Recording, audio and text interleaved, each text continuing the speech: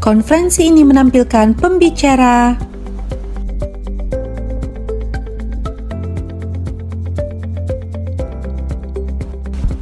penyelenggaraan konferensi merupakan kerjasama STIE Bina Karya Tebing Tinggi dengan perguruan tinggi negeri dan swasta terkemuka baik dalam negeri dan luar negeri. Segera daftarkan makalah Anda dengan mengunjungi website kami pada laman www.stiebinakarya.ac.id. Ayo bergabung dengan konferensi internasional STIE Bina Karya Tebing Tinggi.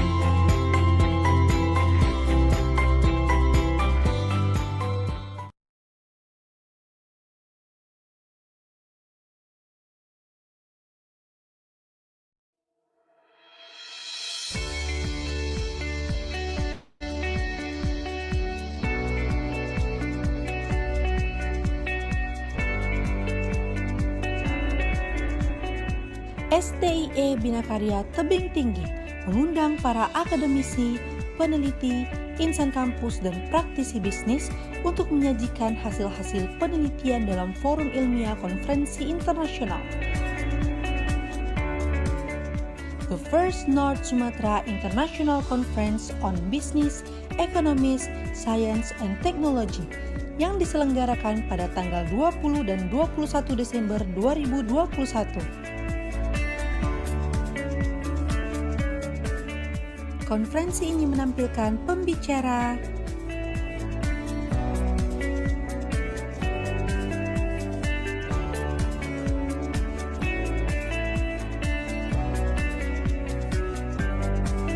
penyelenggaraan konferensi merupakan kerjasama STIE Bina Karya Tebing Tinggi dengan perguruan tinggi negeri dan swasta terkemuka baik dalam negeri dan luar negeri.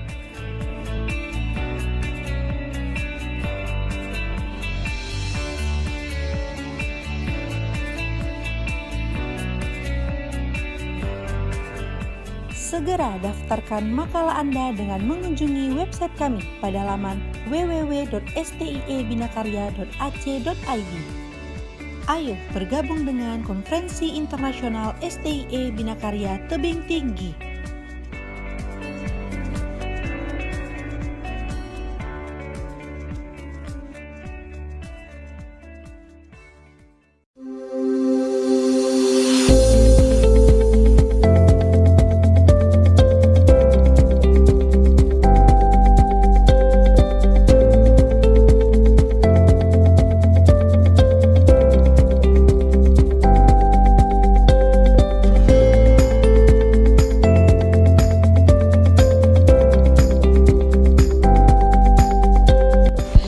STIE Bina Karya Tebing Tinggi mengundang para akademisi, peneliti, insan kampus, dan praktisi bisnis untuk menyajikan hasil-hasil penelitian dalam forum ilmiah konferensi internasional.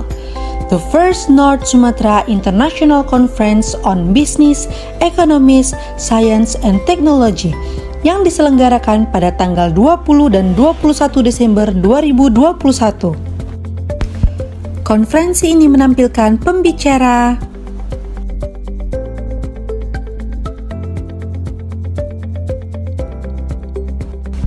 penyelenggaraan konferensi merupakan kerjasama STIE Bina Karya Tebing Tinggi dengan perguruan tinggi negeri dan swasta terkemuka baik dalam negeri dan luar negeri. Segera daftarkan makalah Anda dengan mengunjungi website kami pada laman www.stiebinakarya.ac.id. Ayo bergabung dengan konferensi internasional STIE Bina Karya Tebing Tinggi.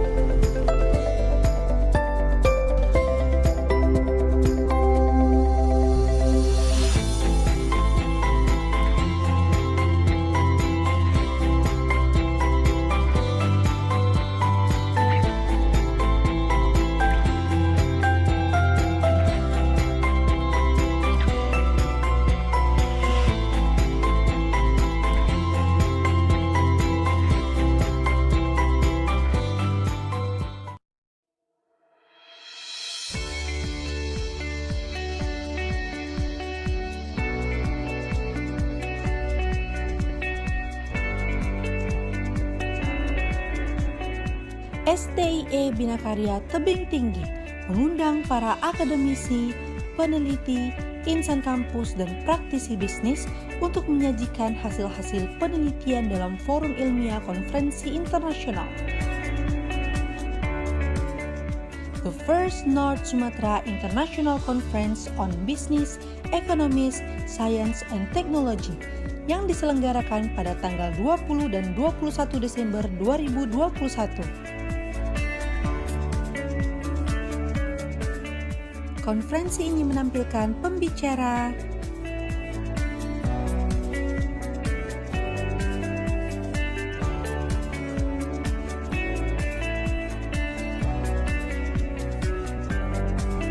penyelenggaraan konferensi merupakan kerjasama STIE Bina Karya Tebing Tinggi dengan perguruan tinggi negeri dan swasta terkemuka baik dalam negeri dan luar negeri.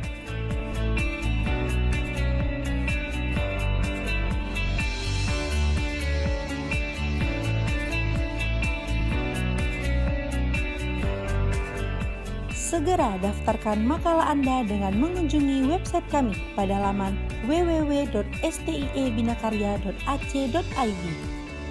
Ayo bergabung dengan Konferensi Internasional STIE Bina Karya Tebing Tinggi.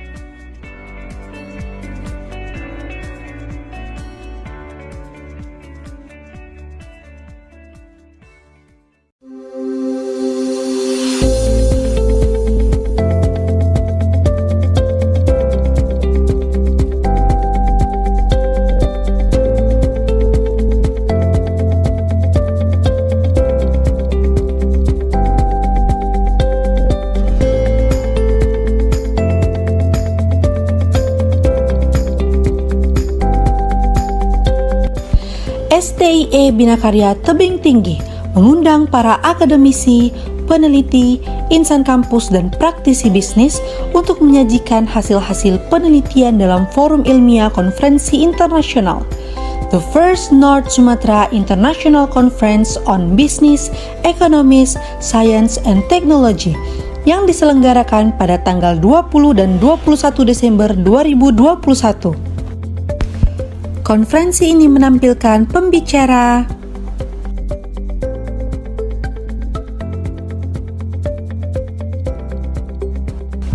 penyelenggaraan konferensi merupakan kerjasama STIE Bina Karya Tebing Tinggi dengan perguruan tinggi negeri dan swasta terkemuka baik dalam negeri dan luar negeri. Segera daftarkan makalah Anda dengan mengunjungi website kami pada laman www.stiebinakarya.ac.id. Ayo bergabung dengan Konferensi Internasional STIE Bina Karya Tebing Tinggi.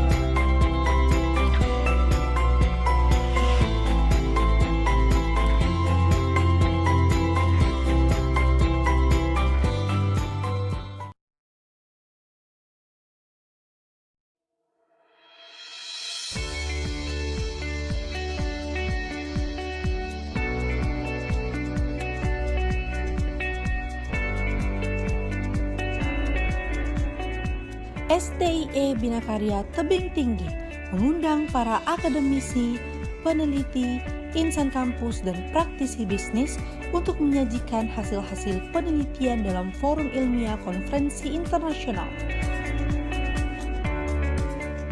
The first North Sumatra International Conference on Business, Economics, Science, and Technology yang diselenggarakan pada tanggal 20 dan 21 Desember 2021. Konferensi ini menampilkan pembicara,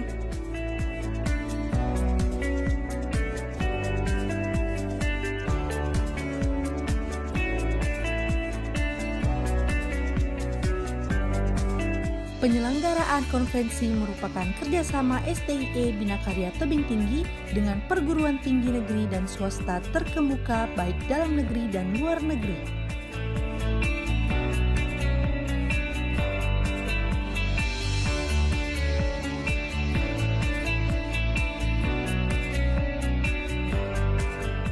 Segera daftarkan makalah Anda dengan mengunjungi website kami pada laman www.stiebinakarya.ac.id. Ayo bergabung dengan Konferensi Internasional STIE Bina Karya Tebing Tinggi.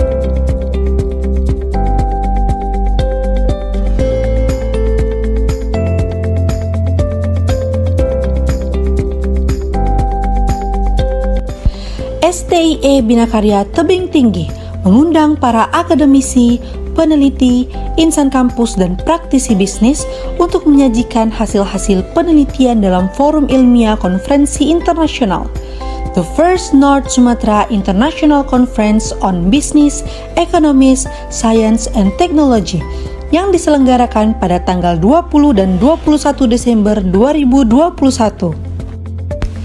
Konferensi ini menampilkan pembicara,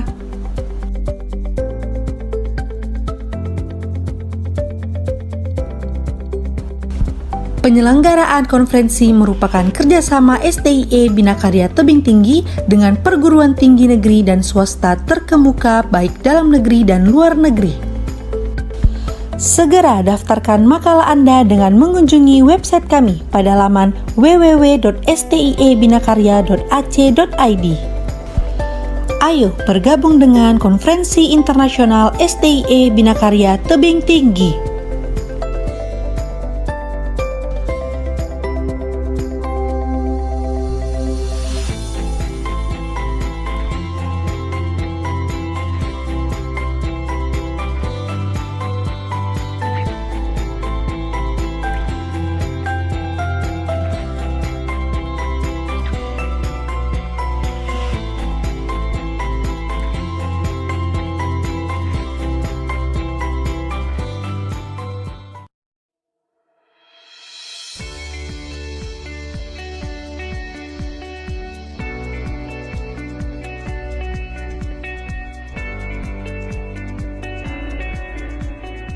STIE Bina Karya Tebing Tinggi mengundang para akademisi, peneliti, insan kampus, dan praktisi bisnis untuk menyajikan hasil-hasil penelitian dalam forum ilmiah konferensi internasional,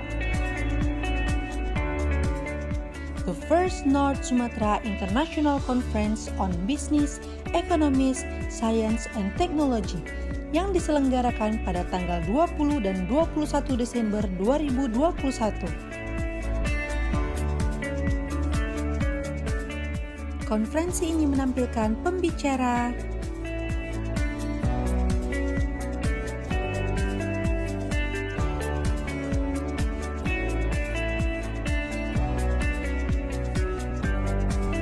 penyelenggaraan konferensi merupakan kerjasama STIE Bina Karya Tebing Tinggi dengan perguruan tinggi negeri dan swasta terkemuka baik.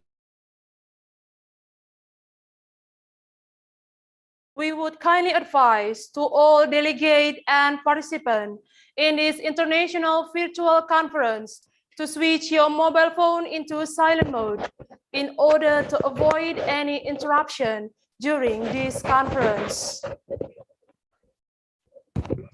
Good morning, distinguished guests, participants, ladies and gentlemen. Welcome to North Sumatra International Virtual Conference on Business, Economic, Social, and Technology 2021. The theme, Blockchain-based Technology and Digitalization, a Circular Economy for Global Sustainability. A joint effort by co-host university from Universitas Batam, Universitas Simalungun Siantar, Universitas HKBP Nomensen Pematang Siantar, Universitas Eva Rina, Universitas Prima Indonesia, Universitas Dharma Agung, STIE Sultan Agung, STIE Surya Nusantara, and Polytechnic ITNB. I am Haya Haratika will be the master of ceremony today. Good morning. The Honorable Founder of STIE Bina Karya, Bapak Dr. Lukito Cahyadi MM, CMA SIBA CBV Sera. Head of STIE Bina Karya, Bapak Dr. Mangasih Sinurat SE MSI CMA SIBA CBV Sera. Dean of Economic Faculty, Universitas Negeri Medan, Bapak Profesor Indra Mepita, MSI PhD. Dean of Economic and Business Faculty, Universitas Sumatera Utara, Bapak Dr. Fadli SE MSI. The Honorable Keynote and Plenary Speakers, Profesor Janek Ratnatunga, MBA PhD, FCA CMA, as the President of CMA Australia. Profesor Yusliza Muhammad Yusuf, as lecturer at University Malaysia Terengganu. Profesor Anis Chariri, MCom PhD AK, CA CFRA, as lecturer at Universitas Diponegoro, Indonesia. Profesor Erlina SE MSc PhD AK, CA CMA CPA, as Head of Accounting Doctoral Program, Universitas Sumatera Utara. Profesor Dr. Isventi Sadalia, SAMA, as Head of Management Doctoral Program, Universitas Sumatera Utara. And also all presenters and participants of ANSIC Best 2021. The honorable participants, ladies and gentlemen, we are going to play the national anthem of the Republic of Indonesia, Indonesia Raya. All audience, please be prepared.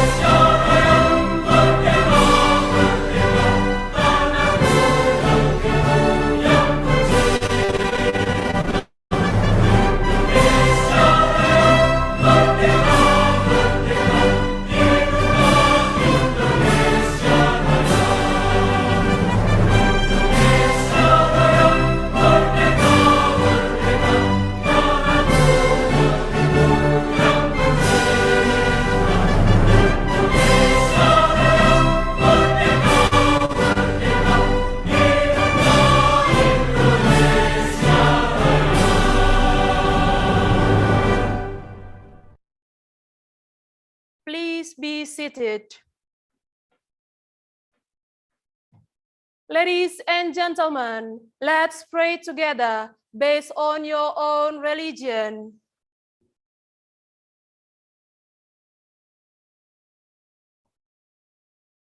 Dan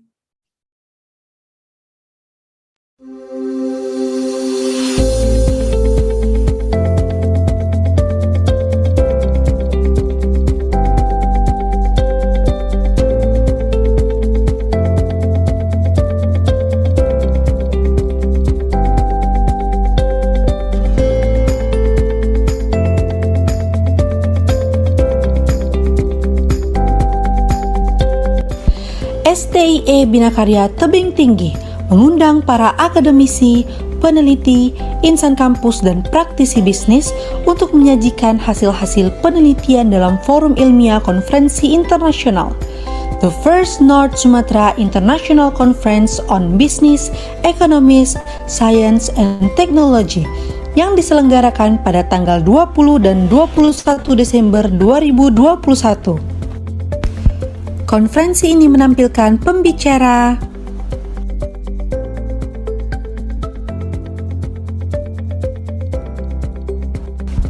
penyelenggaraan konferensi merupakan kerjasama STIE Bina Karya Tebing Tinggi dengan perguruan tinggi negeri dan swasta terkemuka baik dalam negeri dan luar negeri. Segera daftarkan makalah Anda dengan mengunjungi website kami pada laman www.stiebinakarya.ac.id. Ayo bergabung dengan Konferensi Internasional STIE Bina Karya Tebing Tinggi.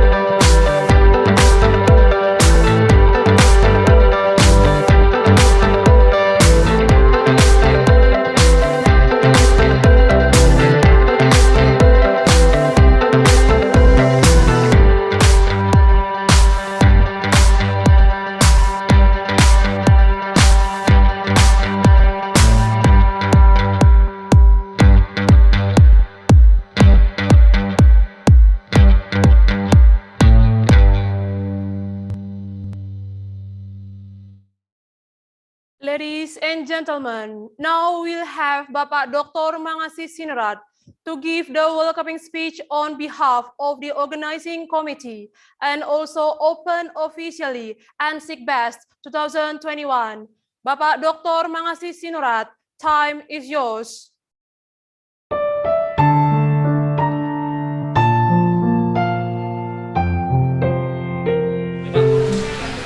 Good morning, the Dean and Director of all international and Indonesian campus collaborators, guest speaker of the inaugural of STIE Best 2021.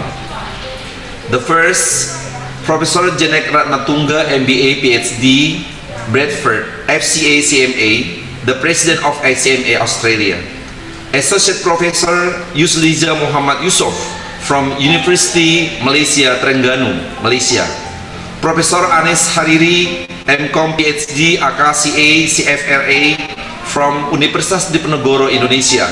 Professor Erlina, SA, MSc PhD, AKCA, CMA, CPA, from Universitas Sumatera Utara, Indonesia. Professor Dr. Ispenti Sadalia, SAMA, from Universitas Sumatera Utara, Indonesia. Distinguished presenter and participants.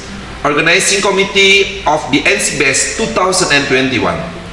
Welcome to the first virtual North Sumatra International Conference on Business, Economics, Education, Sciences and Technology 2001, or abbreviated as STIE Best 2021.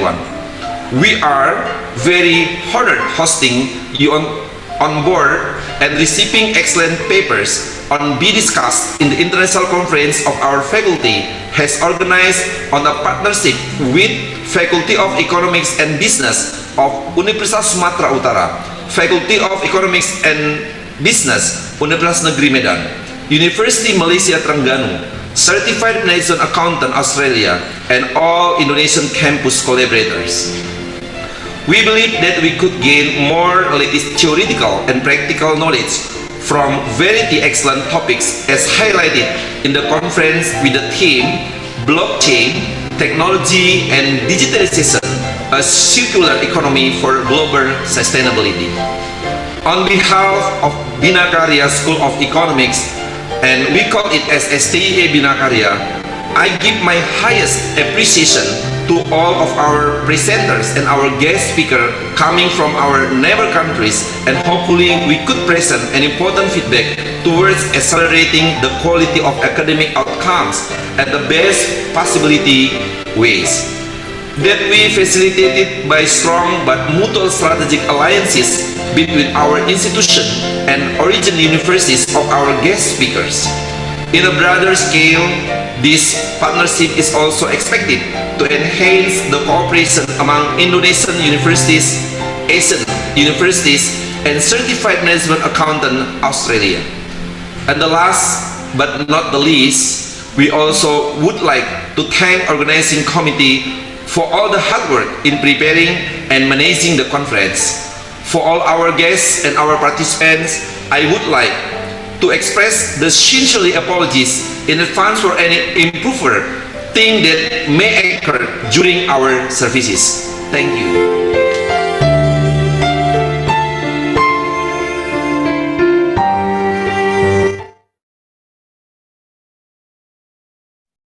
Thank you, Bapak Dr. Mangasi Sinurat, for the welcoming and opening officially STIE Best 2021.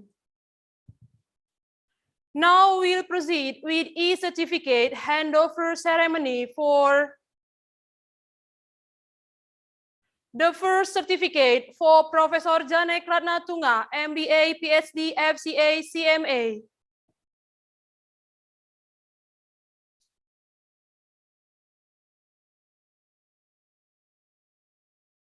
The second certificate for Professor Yusliza Muhammad Yusof.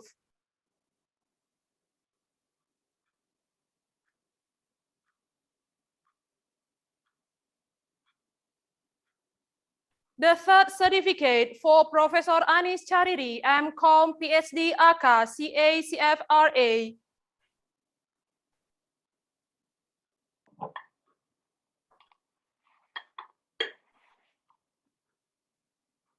The fourth certificate for Professor Erlina S.A. MSc PhD, AK CA, CMA, CPA.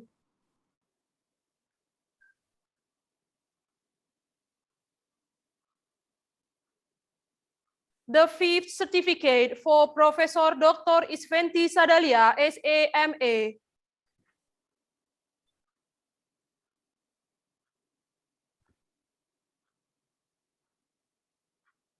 And now we'll hold a photo session.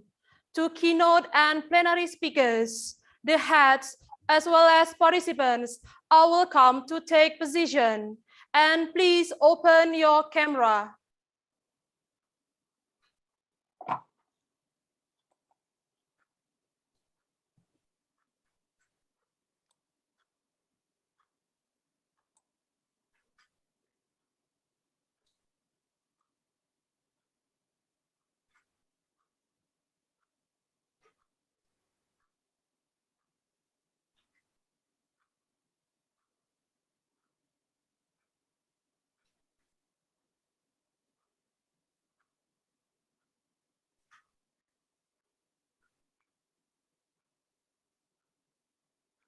We'll shortly begin the panel discussion session.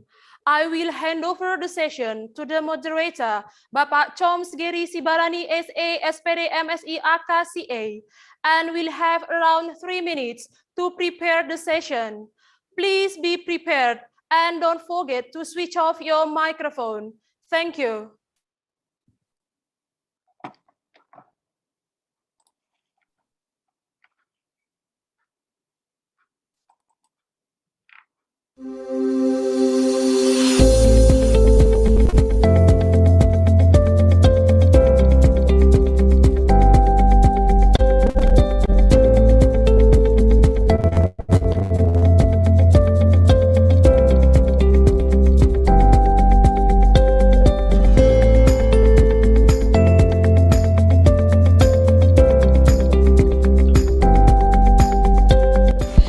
STIE Bina Karya Tebing Tinggi mengundang para akademisi, peneliti, insan kampus, dan praktisi bisnis untuk menyajikan hasil-hasil penelitian dalam forum ilmiah konferensi internasional.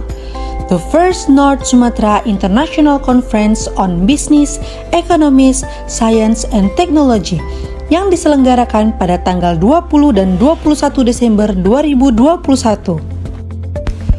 Konferensi ini menampilkan pembicara,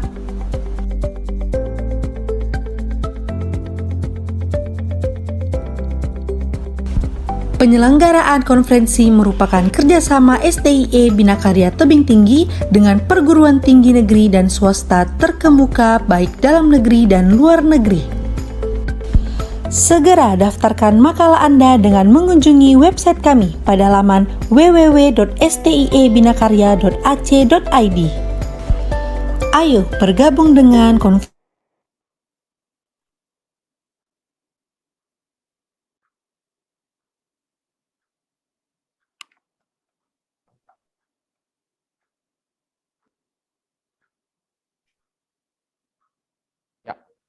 Good morning, ladies and gentlemen, all participants and everyone right here.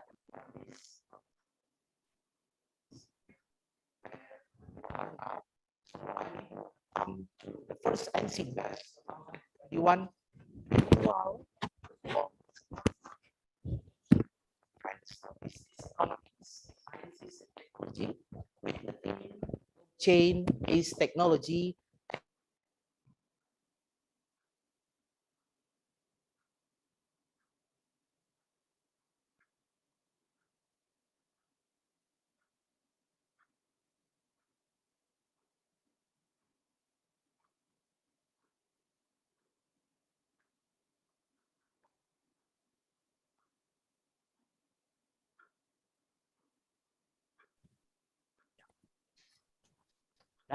Ready? Cannot hear the sound. Oh, yeah. Okay. Yeah. Good morning, ladies and gentlemen, all participants and everyone, depending on where you are now. So I bid you welcome to the first NC Best 2021, the first virtual North Sumatra International Conference on Business, Economics, Sciences, and Technology. with the theme blockchain and based technology and digitalization, a circular economy for global sustainability. My name is Choms Gary Gandatua Sibarani, Master of Sciences. You may call me Mr. Gary from Universitas Negeri Medan. Welcome on board, Professor Janek. I will be moderating the international conference for today.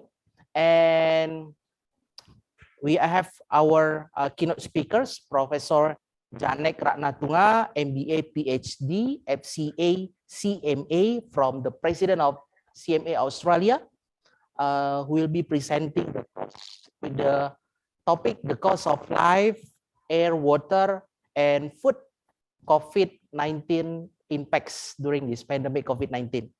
Welcome on board once again, Professor. We have very glad to have you here. And for our 4 plenary speakers too, the Honorable Professor Dr. Yusliza Muhammad Yusuf from University Malaysia Terengganu. Welcome on board, Prof. And the second is Professor Anis Kariri, MCom, PhD, AKCA, CFRA from Universitas Diponegoro, Indonesia. Welcome on board too, Professor Anis. And the third is Professor Erlina, SA, MSE, PhD, AKCA, CMA, CPA, Head of Accounting, Doctoral Program from Universitas Sumatera Utara, Indonesia. And the last but not the least, Professor Dr. Isventi Sadalia, SMA, as the Head of Management Doctoral Program, Universitas Sumatera Utara, Indonesia. So welcome on board for our 4 plenary speakers too. Before we begin, I would like to remind that the first is today's session is being recorded to be available for viewing after the post-conference. And participant, please to have during this conference. And if you have any question, feel free to drop on the chat box. Again, please ask the question in the chat box provided. So the question will be entertained during our Q&A session. So now please welcome our special guest, Professor Janek Ratnatunga. You may begin now. You have around 25 minutes, Prof. Thank you. Okay, thank you. You can hear me? Yes, very clear. Okay, thank you very much. Let me get my share screen now. Yeah, you can share screen. You can see my screen now? Yeah, very clear. Okay, you may put on the slideshow, please. Yeah. Yes, okay. Right, just get 1 minute till I get myself organized.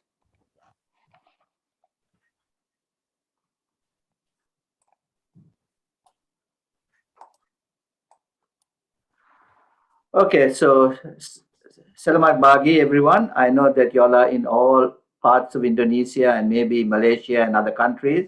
So I don't know what the time is. But welcome everyone, and let us get started. So I want to tell a little story, and that is a story of what's happening here. 1 minute. Yep. Okay. Of a big old fish, something like myself. Okay, swimming in the water, and 2 young fish are swimming in the opposite direction. And the old guy asked the young fish, "How is the water?" The 2 young fish don't answer. Instead, they pass the old fellow, and then the one asks the other, "What is water?" Now, there is a big story here, because these 2 young fish have grown up in water, have water all around them. They don't even realize that they are in water. And so for them, that is their entire world. And for us as human beings, we need, of course, air around us, and we take it for granted. I think babies breathe without even thinking that they are breathing. And also we have to think about the food that we eat. and the water that we drink, without which we cannot survive. But like the two fish, we take all of this for granted. Now, today's seminar is about, I saw the word blockchain and circular economy, and I'm going to touch upon a few aspects of technology and the circular economy, but I'm going to talk about a bigger issue, and that is the cost of this entire economy of our very survival. Okay, so there are three fundamentals in life. That's why this dog is holding three balls in his mouth, and that is air, water, and food. The fundamental requirements for life to exist on Earth. However, excessive greenhouse gases concentration in the atmosphere is not only causing climate change, but also much of these greenhouse gases has with it all the sulfur dioxide and all the other things that are actually air pollution. Okay, the average cost of water is so cheap that there is often no incentive to conserve it in many countries. Okay, we take it for granted. And now comes the food, again, things that we eat. Okay, today the farmer's right to save seeds for the next planting session is being taken away from the farmer with what is called GM seeds, or genetically modified seeds. So these are the three big areas I'm going to talk about. Okay, so the air that we breathe, the result of our consumerist lifestyle, and the unrelenting chase for business to achieve maximum profit. I mean, this maximum profit, growth. Okay, we are very familiar with it. It's not enough growth. Okay, only thing that has uncontrolled growth in life is a cancer, and we are a cancer to this earth. Okay, this maximum profits, uncontrolled growth is causing damage to our earth and also the ability of future generations to survive. We're taking all the good stuff away, and the next generations may have nothing to survive. In fact, we now know that there could be even no earth to survive into, okay, at least for humans. So the release of greenhouse gases and the damage it is causing to our climate is a scientific fact. There may be few non-believers, but by and large, we all accept that it is us, human beings, that are causing all of this climate change. Okay? It's all being caused by what we call the consumerist lifestyle. Okay, buy, consume. Doesn't matter if you don't really require the latest iPhone 11, we want to buy it, even though we have a perfectly good iPhone 10 or iPhone 9. Okay, you want to be Jama now. Okay, so these are the problems. Pre-COVID-19, there were many days where governments advised residents of some cities to stay indoors, for example, Beijing and Delhi, due to air pollution. Okay, they're so bad that people are asked by the government to stay inside. Okay? More than 5 million people die each year from outdoor air pollution.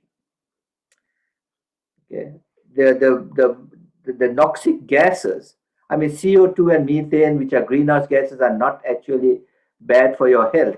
It only causes a problem in the atmosphere. But along with it come all of these toxic gases, sulfur dioxide and so on, that causes us incredible problems.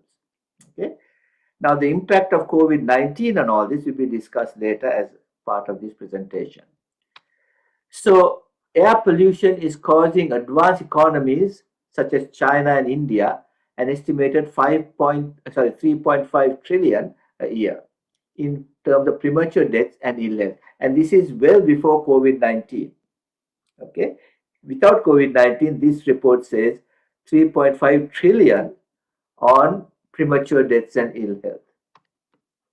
This is based on the value people attach to not having their lives cut short by cancer, heart disease, or respiratory problems, breathing problems. So this is where cost accounting, the area that I'm in, management accounting, cost accounting, meets medical science. Okay, the cost of air pollution.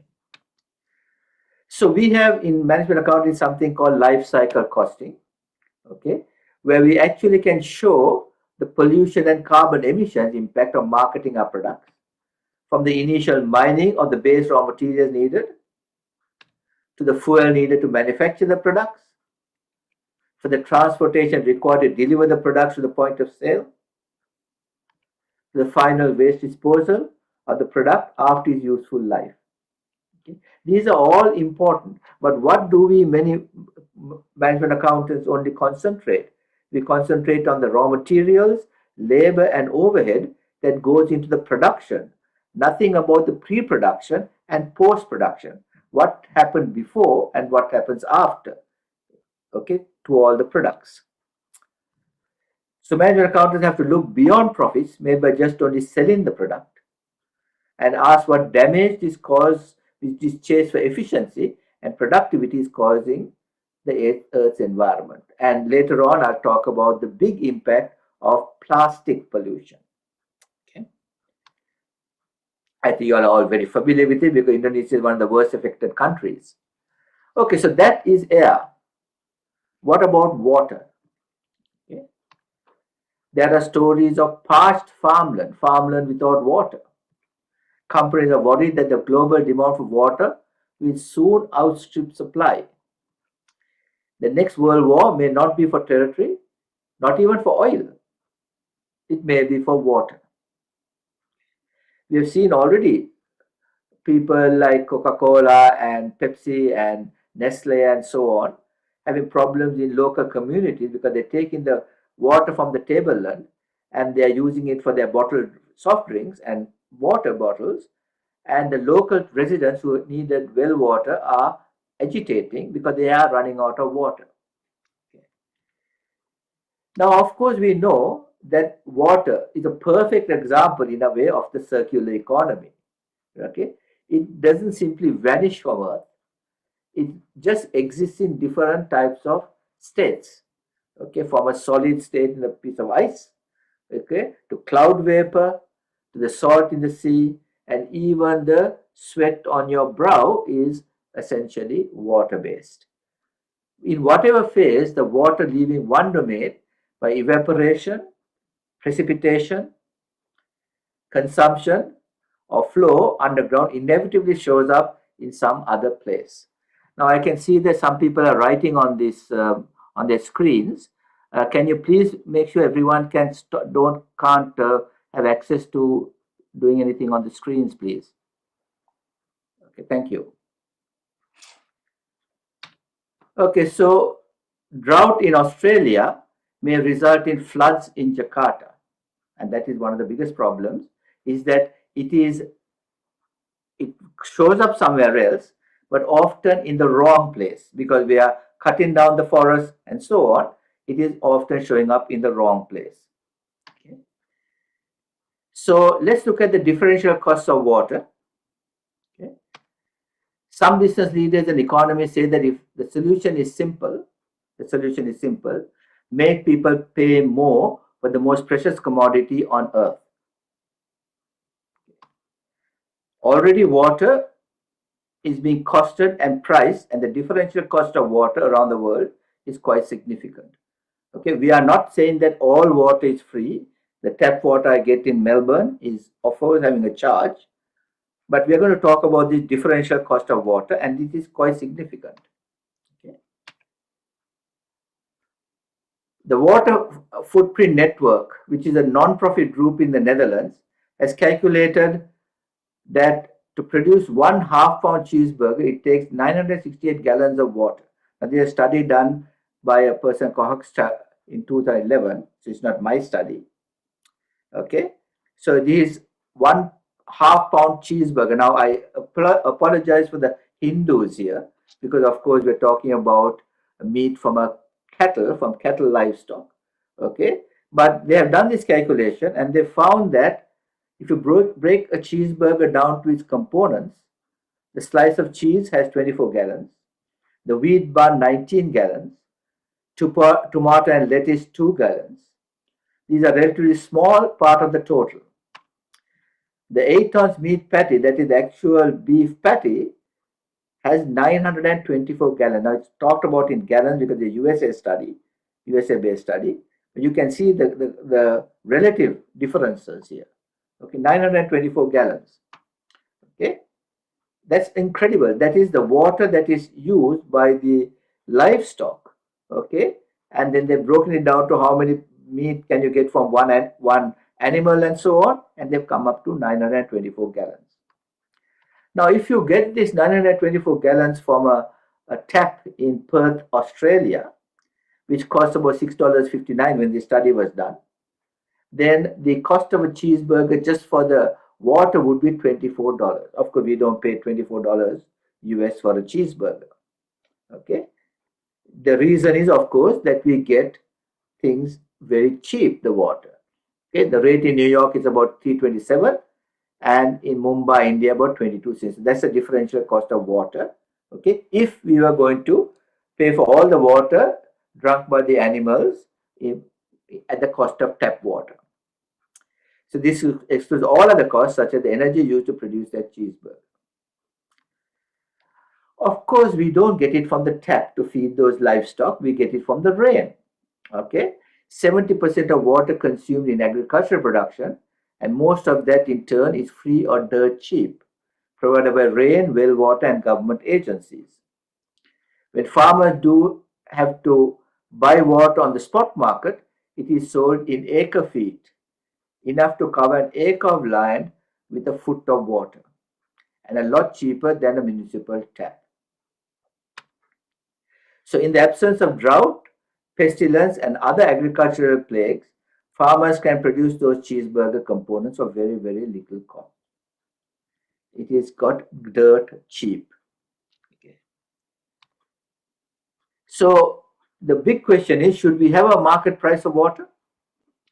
One could argue that the answer to water scarcity is simple. Let water price swim closer to its value and let the invisible hand do its job. Invisible hand is the pricing mechanism. Then water price will rise, demand will fall, and this precious resource will be saved. So if you have to pay for it, the demand will fall. The argument is that if water price is truly reflective of its value, investors will pour in capital for projects ranging from desalination plants, that is to convert salt water into fresh water, to grey water recycling system. There are a lot of that in Singapore, where dirty water is cleaned up and in fact drinkable as well, and to repair leaky municipal water taps if the water was having a true cost. This would help us increase the global supply of fresh water as the world's population soars. Now there's a counter argument to all this, and the counter argument is that the very idea of treating water as a commodity like oil and gold might set off uncontrollable consequences. Access to clean water is a human right. Letting market forces take over moreover could put in jeopardy billions of people who have barely enough clean drinkable water to begin with, let alone putting a price on water. They can't even get free water easily. Okay, they have to walk miles to get their free water. You know these stories. I don't have to tell you these stories. Okay, the view is emerging that takes into account both human protection and the free market, is that policy should be introduced to preserve a certain amount of water for everyone for free, almost no cost, and then also have a water market for the rest. So there is a dual system for water that is being propagated. We already have a sort of dual system here in Australia because we pay quite a significant amount for our water. Okay, so that is the water. Now I've covered air and water. Now let's look at food in this limited time I have. If you take a fish, okay, which is the livestock in the sea, the owner is the fisherman once they actually catch the fish. Once caught, they belong to the fisherman and ownership commences. So they can sell it or eat it or whatever they want. In terms of plants, if grown in a farm, they are owned by the farmer. Okay. But what about the very building blocks of these plants and even these animals? Okay, the building blocks. Can the genes of these seeds have an owner? That is the big question. Now we have an interesting case. For centuries, farmers kept seeds from their current harvest to plant for the next cycle. Okay. They save some of the seeds to plant for the next cycle. They also undertook crop diversity to keep soil naturally fertilizer. Farmers in Indonesia in the old days, they used to plant one type of crop in one season, a different crop in the other season, so that what takes the nutrients in one gives the nutrients out with the other crop.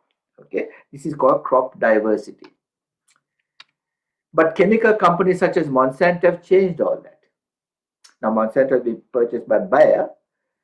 First, because of chemical fertilizer, crop diversity was banned. They said, hey, you don't have to do diversity. Just use fertilizer. Okay? Just use fertilizer. The problem was that every season you needed more and more fertilizer. So Monsanto got more and more profit. Okay? Now remember, Monsanto was a company that was making bombs in Second World War. And then after the war finished, they said, hey, what can we do? How about making fertilizer? That's why whenever there's a big purchase of fertilizer by a non-farmer, the police get very interested, the security people are interested, because are they making a bomb? Okay, so this is a situation that our land is getting drug addicted to fertilizer.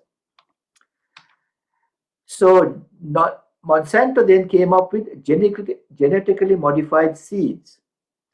The patent rights to the very core building block of those food items.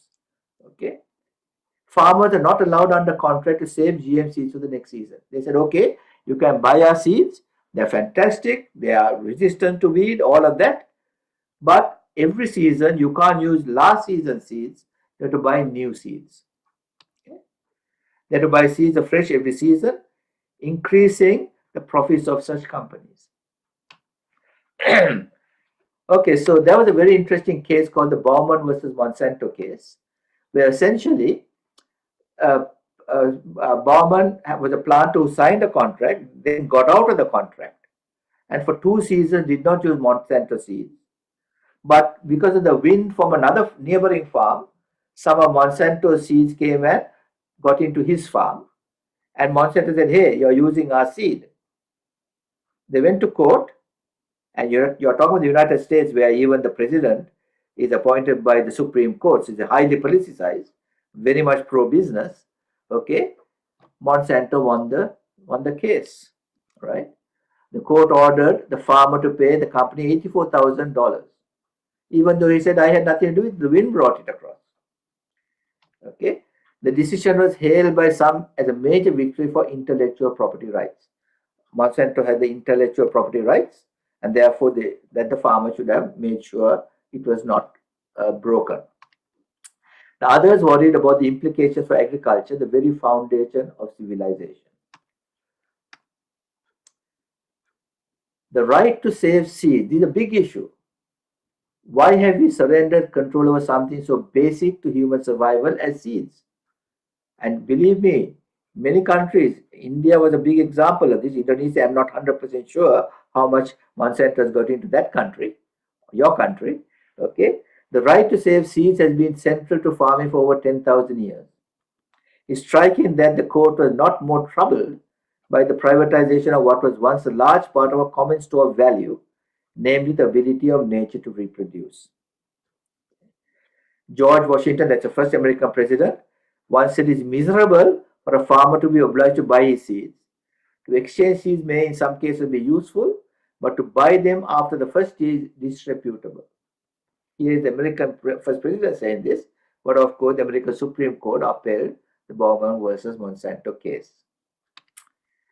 So this is where we come into blockchain and the digitization and so on. What is the actual cost of food these days? The cost of food includes plant, livestock and fish used for production, yes. The logistics required for its distribution. The place required for purchase and the consumption, a store or a marketplace. And the logistics required for dealing with its solid and liquid waste after you eat all the waste products.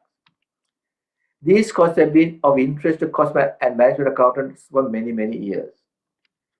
What has been largely ignored, of course, in all of these costs, in all of these things, is what is the technology cost of these food. That has been ignored. The genetically modified food. Okay. Now, this whole GM market has been consolidated recently. Monsanto has now become Bayer, part of Bayer, DuPont and Syngenta. What is often not mentioned is the cost of this monopolistic technology on the price of food. Okay, this is of course where technology and blockchain can come in.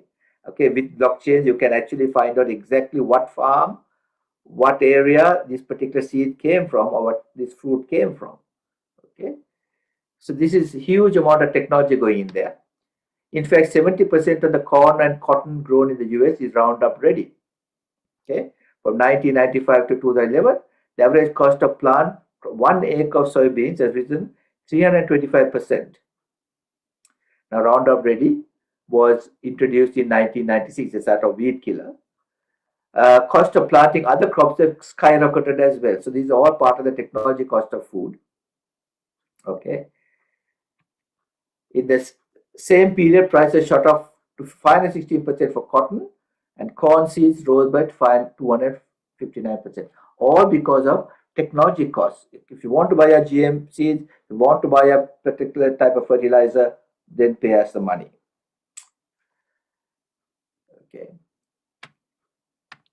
Okay, so that now comes up to this last part of my talk, and that is COVID-19.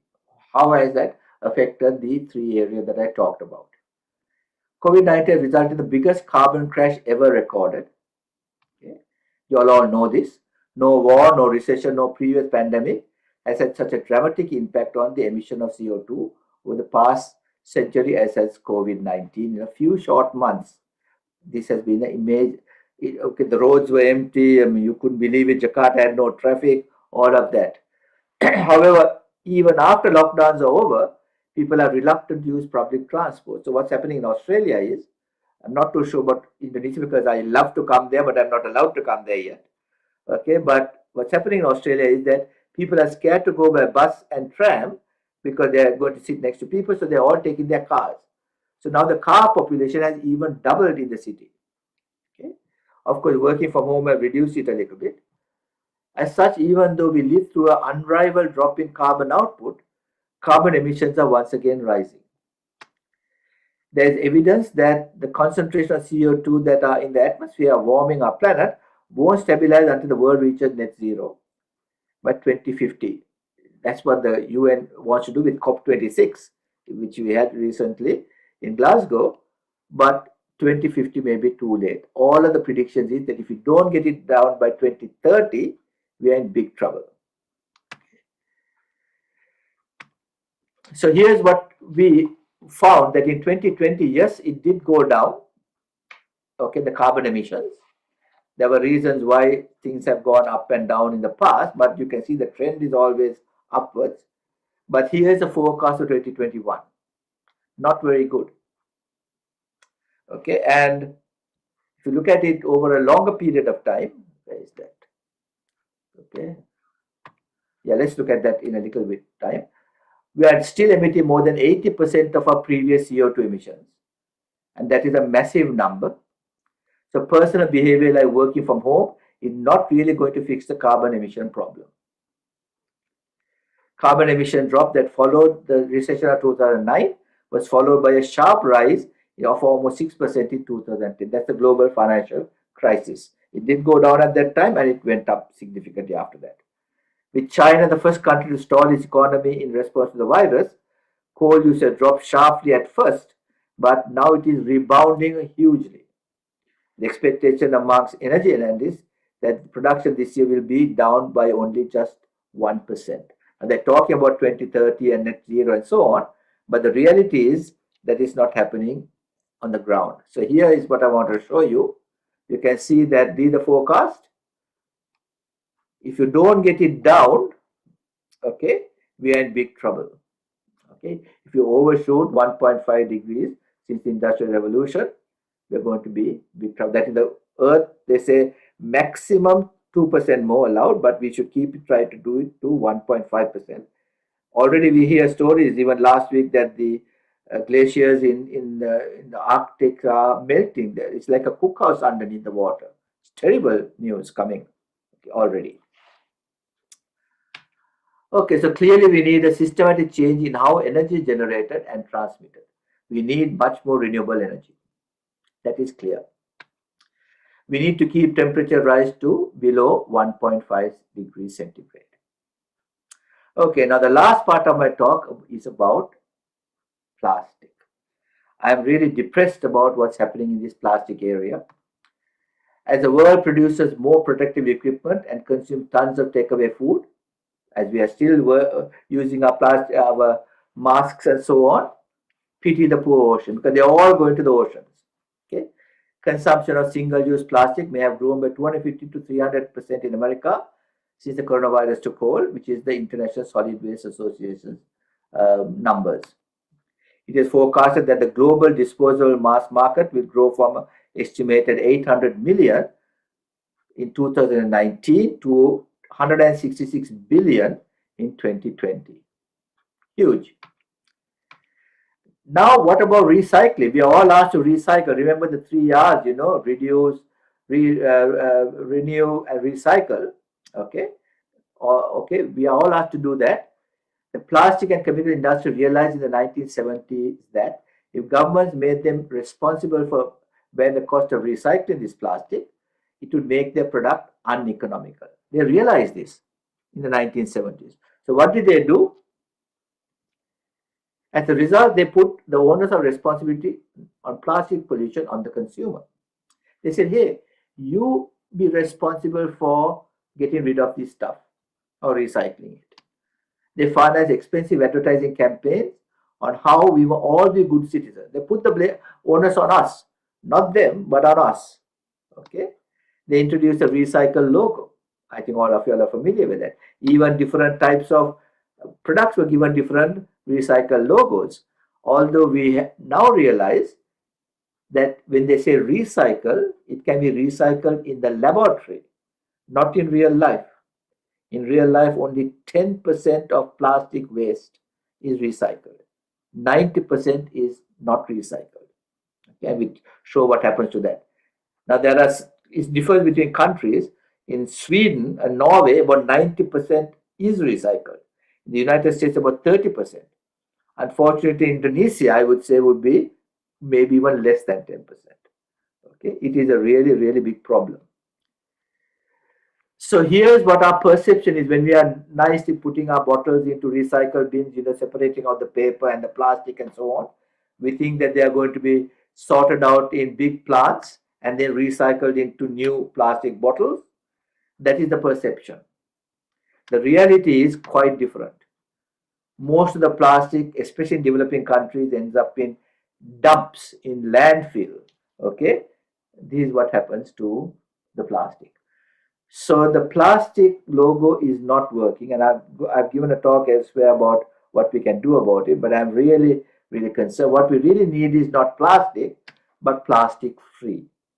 Okay, products that are plastic free. Now, even this toilet paper, it is made out of grass, not trees even. Bamboo, which is grass. Okay, and everything is plastic free. Okay, so what we need is logos that are not recycled logos, but logos that they say that is plastic free. Okay, and that is the big situation. Otherwise, we're going to have immense problems in this area.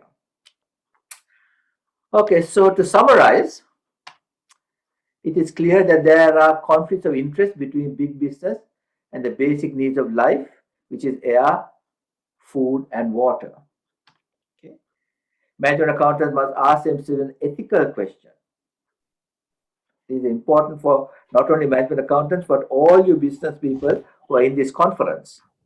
Okay, you can see someone is writing on the screen now. In pursuit of profits, why have we allowed companies to pollute, damage, waste our own basic requirements for human survival? Okay, so thank you very much.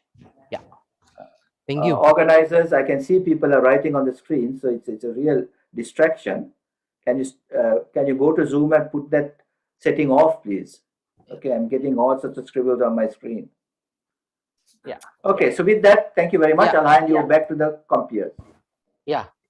Okay. Thank you for the excellent presentation, Prof. Janek. So I hope you all gain and transfer much knowledge from the information about cost of life, yeah, air, water, and food. for during this COVID-19 impacts. And now we will move on to the Q&A session, question and answering.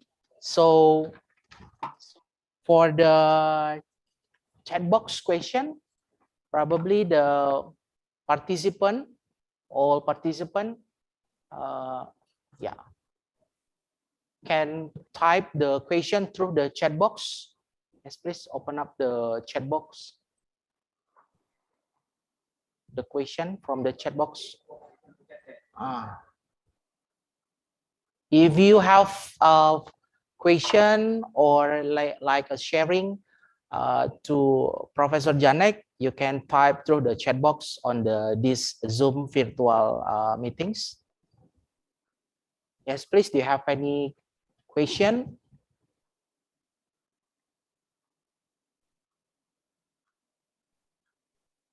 Or perhaps for our another participant, or you can share or raise your hand through the system on Zoom.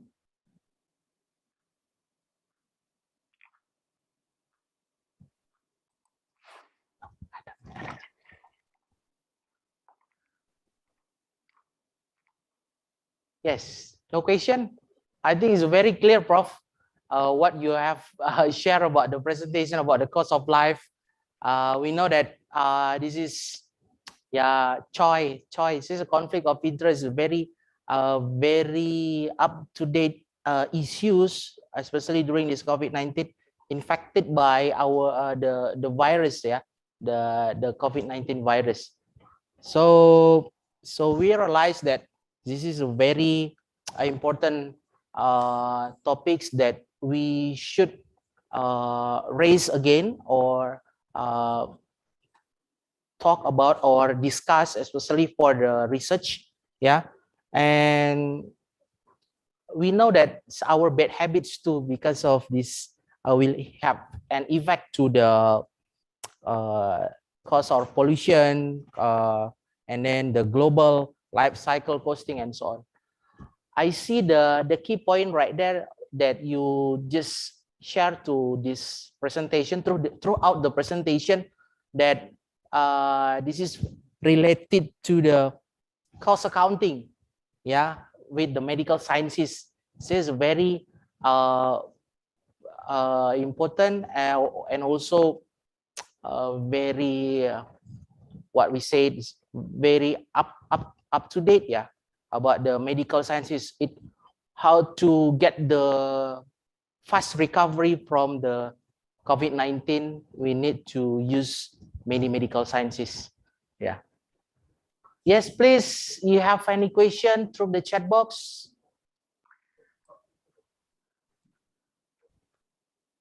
Or perhaps from our plenary speakers? Yeah. Okay, maybe from me, Prof. Janek. Yes. Hello. Yes. Yeah. Okay. I'm Anis Hari from. Yes. Yeah. Very good morning, Prof. Anis. Negoro. Yeah. You said that recycle logo is not important thing, but no plastic is more important thing in our products. So if we refer to the policy of a company when they put recycle logo, for your in your perspective, it seemed to be just impression management, that they are care with the environment, or there are other reason behind why they put or because of the regulation, or just to keep their impression that okay, I am care with environment and so on, or other any reasons based on the policy putting the recycle logo on their products? Look, they are putting it because partly because they are following regulation, but partly because they want to show they are a good citizen, a good company citizen. But most of the companies realize that, especially in developing countries, that the 90% is not recycled. You can recycle only in the lab. So we might put it into this thing, but it's not recycled. You can see what's happening with this in Indonesia. Okay, you go to your beaches, beautiful beaches in Bali and so on, and you pick up all the plastic bottles. All the bottles have a recycle logo on it, but they cannot be recycled. They are not recycled. Yeah. Okay, and that is a big problem. Now, a lot of it is just to show, oh, we can do it. Really, I'm giving another talk in many locations saying that the plastic industry must be taxed like a carbon tax. It must be taxed for every uh, amount of resin that they are producing. They must pay a tax, and that tax must be used to clean up and get the collect all the materials. Now, just to tell you that in Singapore, they have realized that this 3R is not working. They're allowing anyone to use any amount of plastic, and they're throwing the plastic into waste bins. And Singapore has an excellent way of, it's a small country, excellent way of collecting all this rubbish and bringing it to a central location where they burn it. Now that burning is done under very controlled conditions where they can power about something like 40,000 houses with electricity. They also can clean up the pollutants from the smoke, and very clean air goes out. In fact, the air, they say, is cleaner than what is outside air. And the residue is put into a water sludge and put into a man-made lake where after some time it fills up and they can grow trees. So it's a fantastic solution. Only thing is they are a little bit not clear in their wording. They are saying clean, that is true. There is no sulfur dioxide and all of the pollutants, but there is still emitting greenhouse gases, which are clean but not green. Okay, so there's a little confusion as to the two types of chemicals and that are released. Okay, so but Singapore has the best solution at the moment. Okay, their solution. Okay, but Indonesia's problem is there's no proper waste collection system in Indonesia. People say, oh, I will throw this bottle of water. It's just one bottle of water. But when the whole population of Indonesia throws one bottle of water a day, we have a massive amount of problem because it's not collected. And that is the problem in Indonesia. Yeah. Okay, I hope I answered your question. Yeah, because I'm still remember when I was in Australia, when taking my PhD and master program in Australia, I compared the condition in shopping mall and so on.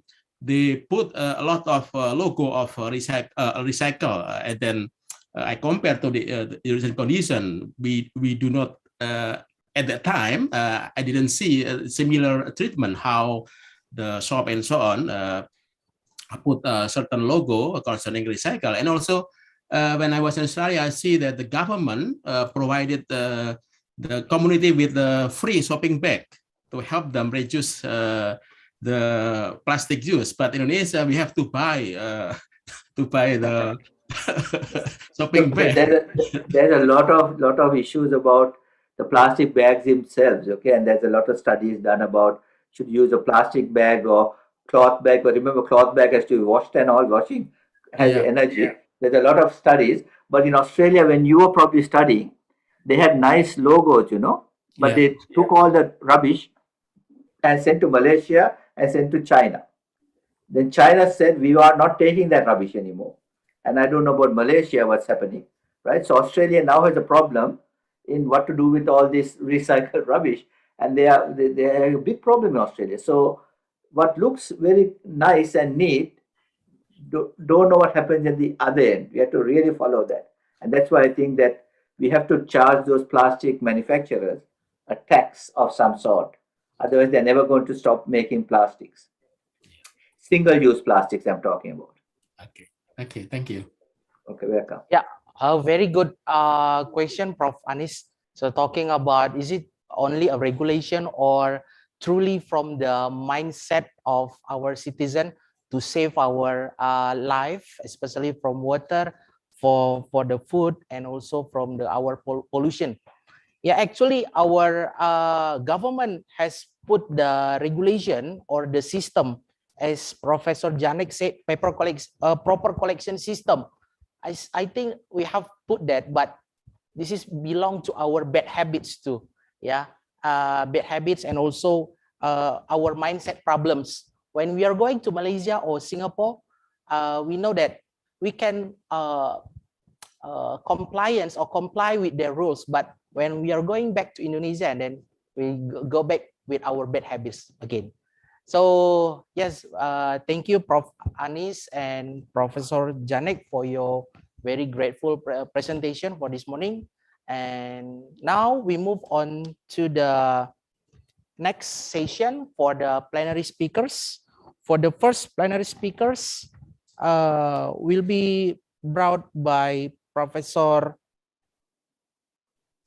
Yusliza Muhammad Yusuf from University Malaysia Terengganu, with the topic is green human resource management implication toward sustainability. Welcome on board, Professor. Time is yours. Hi, good morning. Yeah, good morning, Prof. Let me share my slide first. Yeah, you can share now.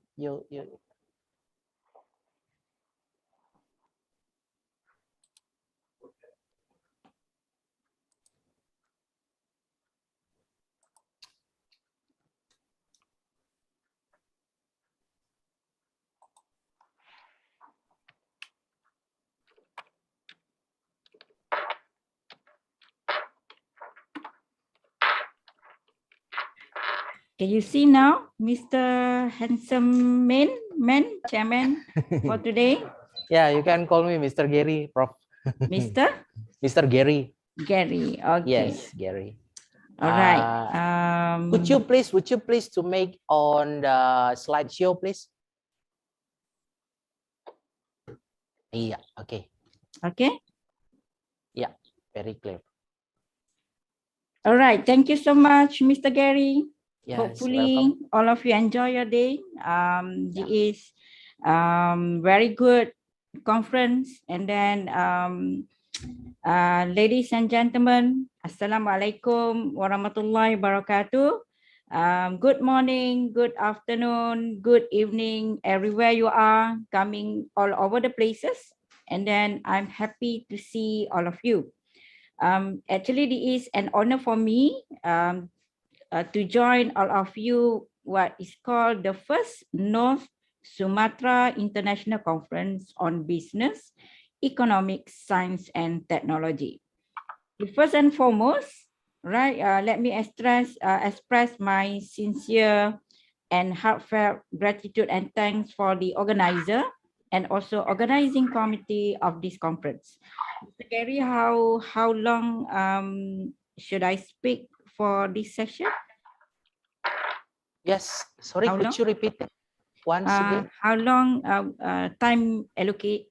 Around 20 or 25 minutes, Prof. All right. Okay. Thank you so much, Yeah. Mr. Gary.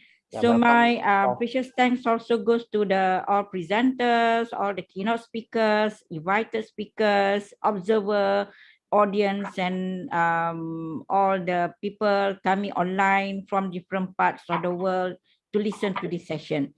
So today I'm going to talk about, it's about the same concept and theme with the previous keynote speaker, but more related to green human resource management, the implication towards sustainability. Before I proceed, let me introduce myself. Okay, I'm currently Deputy Dean of Postgraduate with the Faculty of Business, Economics and Social Development, University Malaysia Terengganu.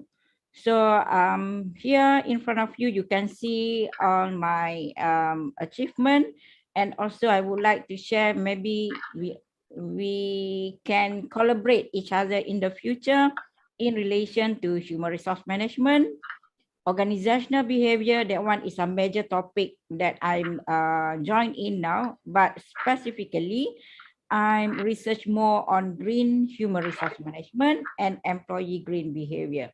It's about plastic, it's about climate change as well. So that one is part and parcel of our my research area.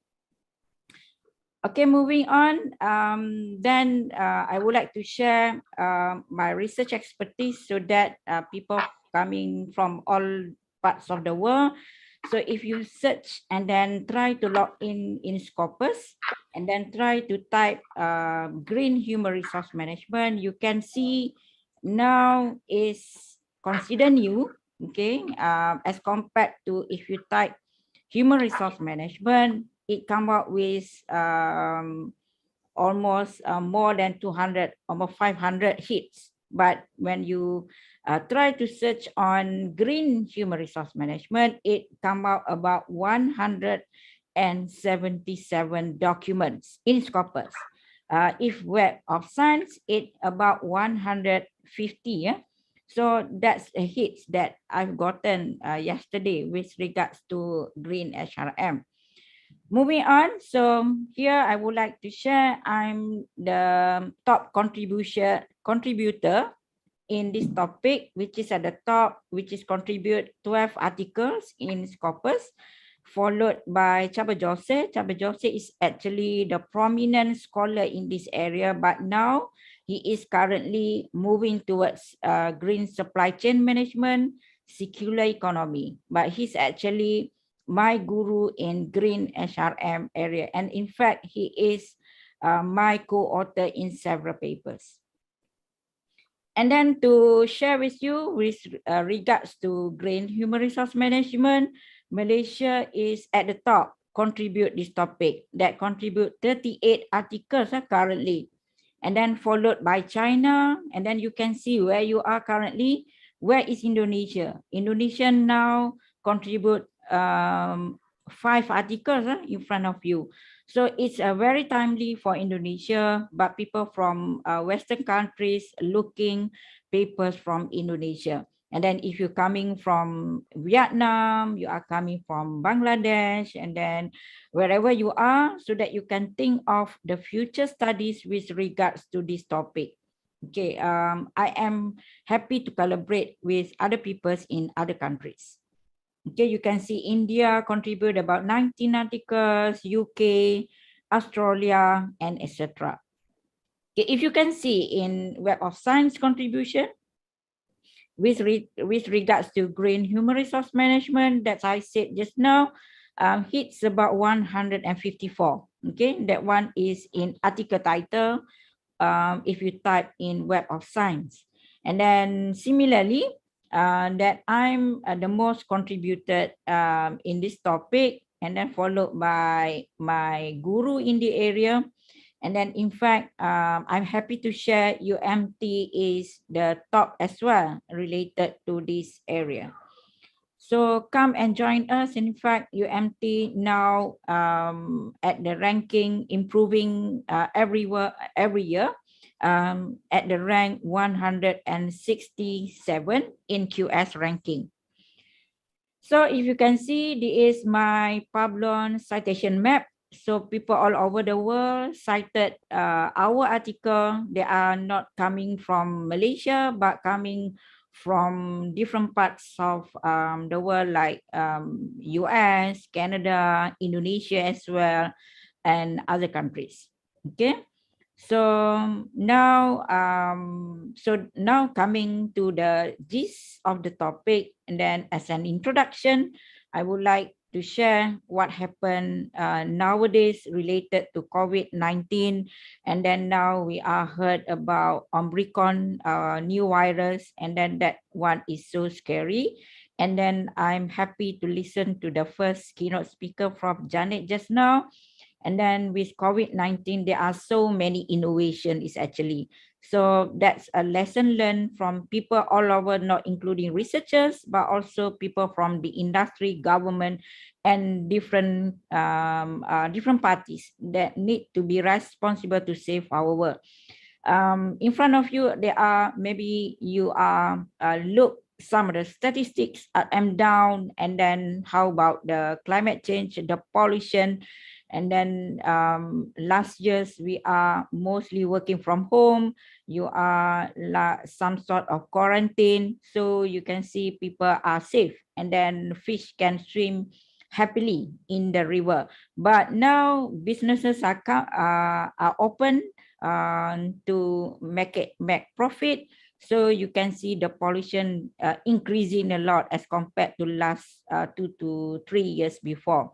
And then if you can compare for the last 1 year, all the ozone part, you can see on the right at the top, they are very nice. So we need to be fair to the world for our future generation. Okay. So here is what I got from WHO yesterday data, some of the statistic that affected by COVID-19, and then I share only Indonesia, how many confirmed cases, and then how many deaths in Indonesia. So you can just really go to covid19.who.int, so you can search what happened to your own country. So a lot of businesses closed, and then some kind of bankruptcy, some kind loss of life.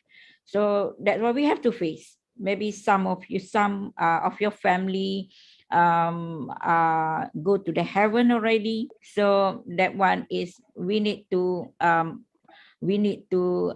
life must goes on. But again, with this kind of coronavirus situation, actually bad news sell. So why it called bad news sell?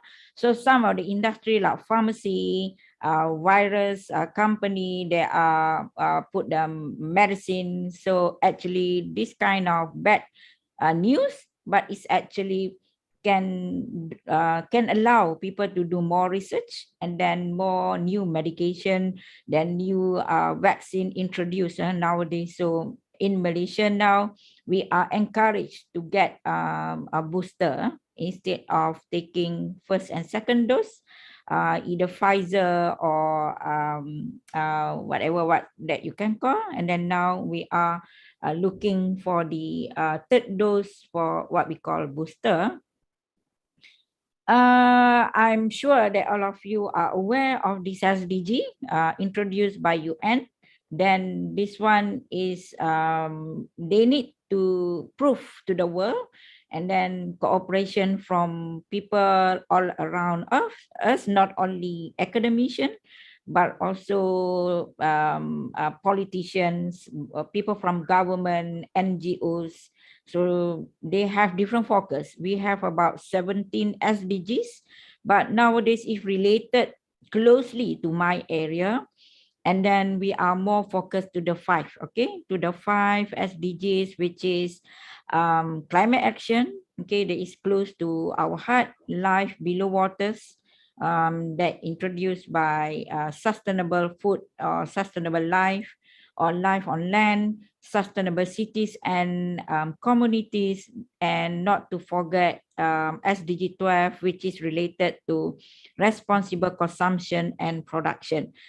I would like to share these important tips. If you're doing publication, you need to touch maybe at least one paragraph related to SDG, and also relate with your topic that you would like to contribute. So that's why if you are writing more towards SDG, and then it's high chance for you to get published.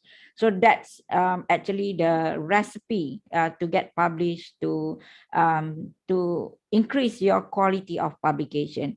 And again, if you can contribute to marry your topic with COVID-19, with the current situation, that one is like mushroom. So it's easier to get published. And the hot topic and then innovation you introduce, that one is most welcome by the journal editor. Moving on, so here now you can see different types of SDG. If I can relate with my area, so we are now focusing on climate action. Okay, so in your introduction, try like Professor Janet also touched just now, is on the climate action, which is how you less commitment to global action. So therefore, we need to come together. For example, reduce plastic, and then reduce water bottle, to your workplace. And that one is simple example that you can practice in your workplace, or the least is at your home with your own family.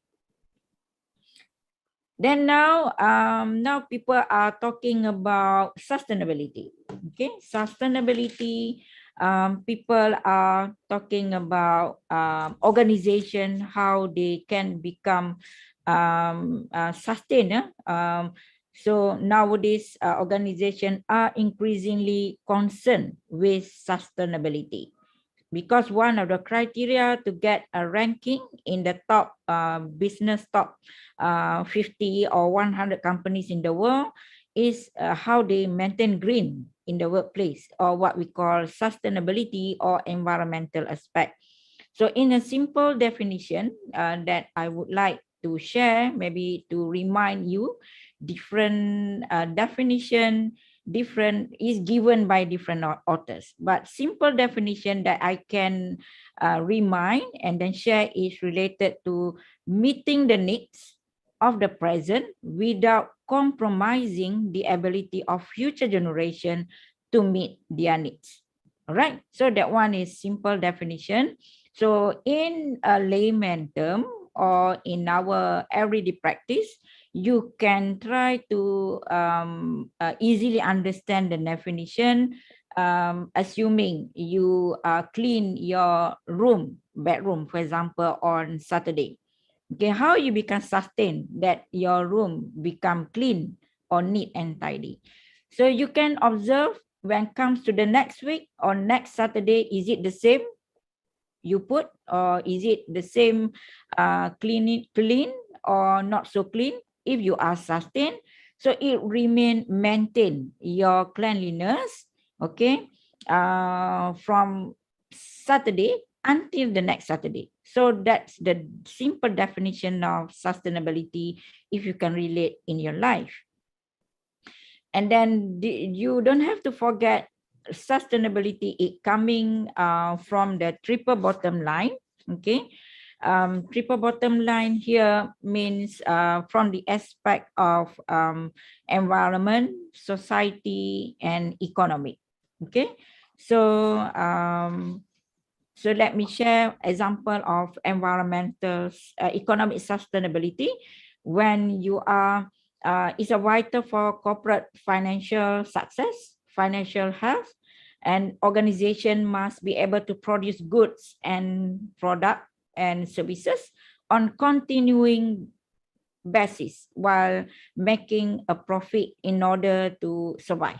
Okay, so in terms of environmental sustainability, how the impact of business on the environment, okay, whether you pollute into the river, and then you harm the community, whether you conserve on natural resources, that is actually essential for sustainable economic production and intergenerational equity. We need to be fair to everybody, not only us, for our own family, but also the spillover effect to the larger community. And lastly, the social sustainability is actually when you're talking about humanitarian aspect of business, okay, which emphasize fairness in distribution and opportunity, and relates to issue of health and education, income inequality, and poverty. So that's the basic introduction and the basic terms that I would like to share on the triple bottom line. Here is some of the different view of SDG, which is related to the image and infographic that can be easily understood by all people. So people are easy to remember if you can see this kind of infographic. Okay, so SDG is actually universal call to action to end poverty, protect the planet, and improve the life and prospect of everyone, everywhere, not only Malaysia, not only Indonesia, not only US, with different parts of the world. Okay, so no matter you are from big company or large company, sustainability is you need to become focused in doing business. Okay, whether you are lawyer, Intel or Avon, for example, okay, 3M, okay, you need to be aware of this future generation. Okay, sustainable practices. Okay, just now I heard about Internet of Things, artificial intelligence, and then all these kind of sustainable practices need to relate to the technology, but I'm more sharing on the softer side of the management. You need to reduce energy, what kind of green building or green design, environmental health, nature, in terms of transport, water just now, okay, food or waste reduction. So here I'm coming to the gist of the topic today. When you are talking about talent that you have in your organization, loss of one talent is not easy to be replaced, and it incur loss of investment. Okay, so you need to remain and then retain the talented people to work together with you to increase profit or to increase whatever customer satisfaction in order for you to sustain in doing your business. And of course, you need to become competitive as compared to the other competitors, not only in HR aspect, but it include all marketing or in terms of design, or in terms of advertising, in terms of consumer. So you know your talent, and then where are you focusing at? So therefore, you need to become competitive as compared to your competitor.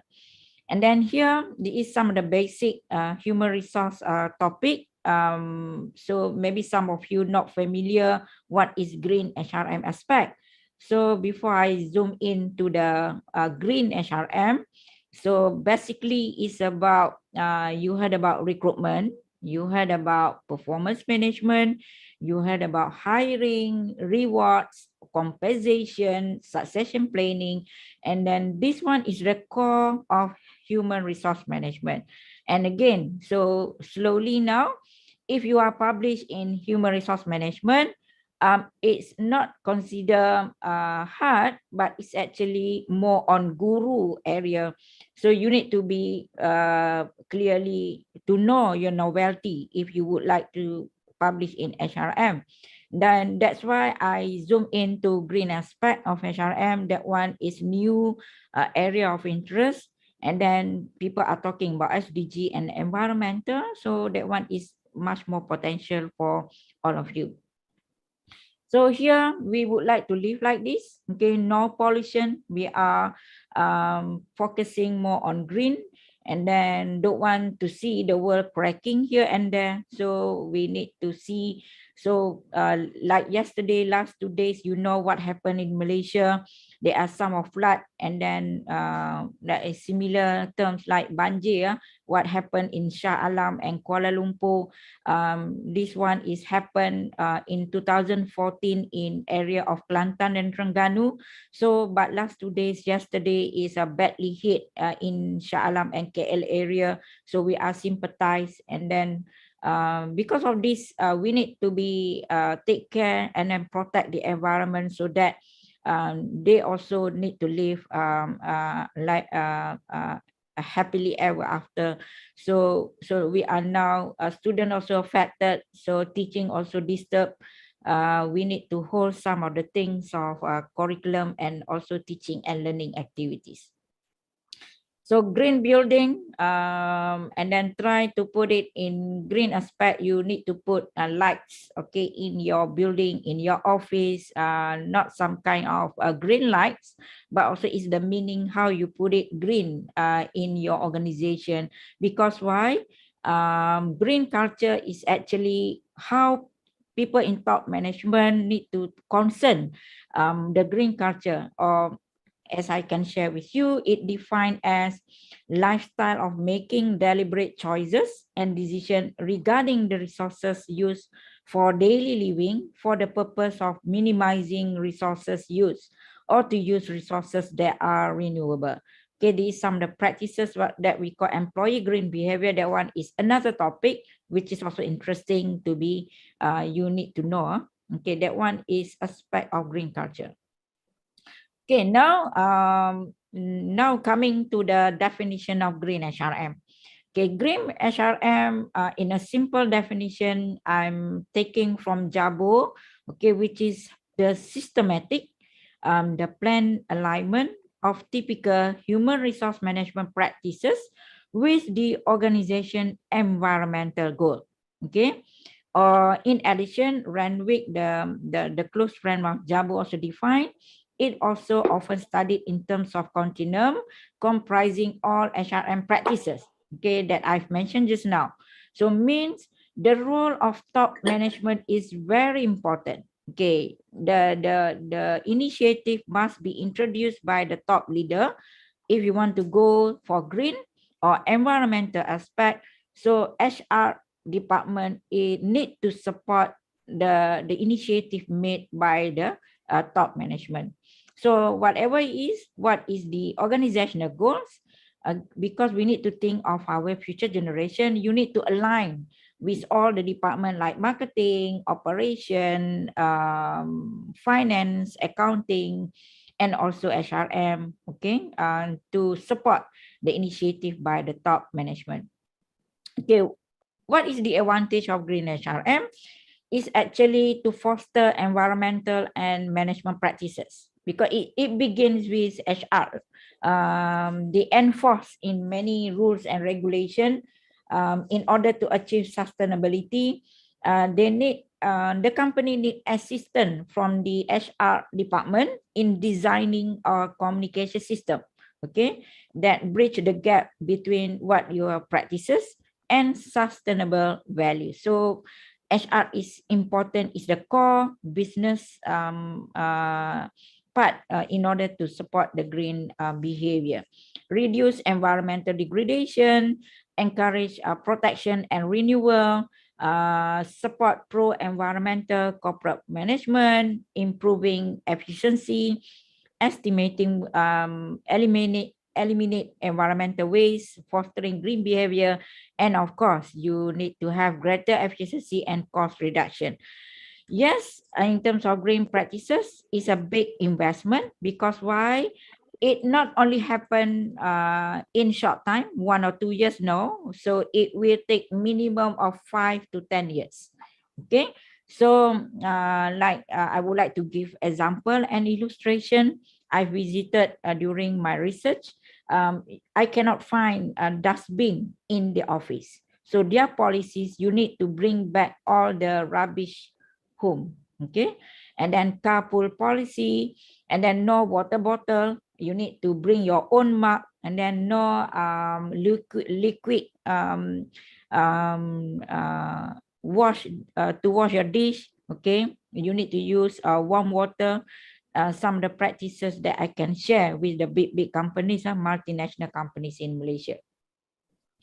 Okay, now first one. So green HRM is a big. So let me discuss with you the specific dimension. You can see there is some example of job description, okay, of the product manager.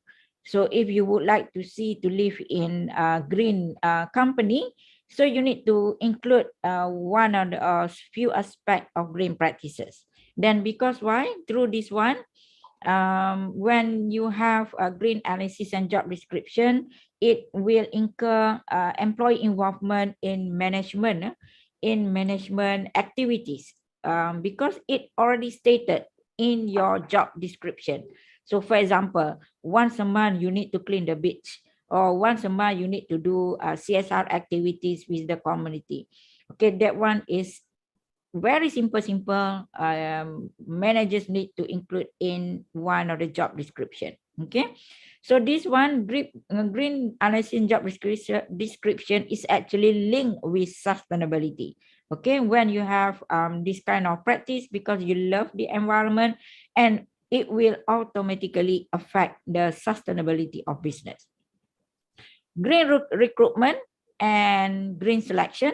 Okay, you put green recruitment, because why? One of the criteria, because of organization reputation. Okay, you can see Google, for example, a big top company, and then they would like to, even though they not recruit all who have green mindset, but at least they can have a few percentage that have green mindset to be recruited in their organization. Okay, green recruitment, for example, let's say you advertise, okay, job position in your company. One of the criteria is not smoking. Okay, I've seen one of the organization in one university in Malaysia. One of the advertisement is do not smoke. Okay, so that one is to maintain the green campus. Okay, green selection, of course, you have reminded, and then you will be interviewed. One of the sample question in interview, how do you practice green? That one is one of the simple indication that you would like to recruit the future minded employees. This one is bonus, but not compulsory, because we are living with talent war. Not easy to get green minded people. Okay, if you have, and then that one is bonus for you. Green training.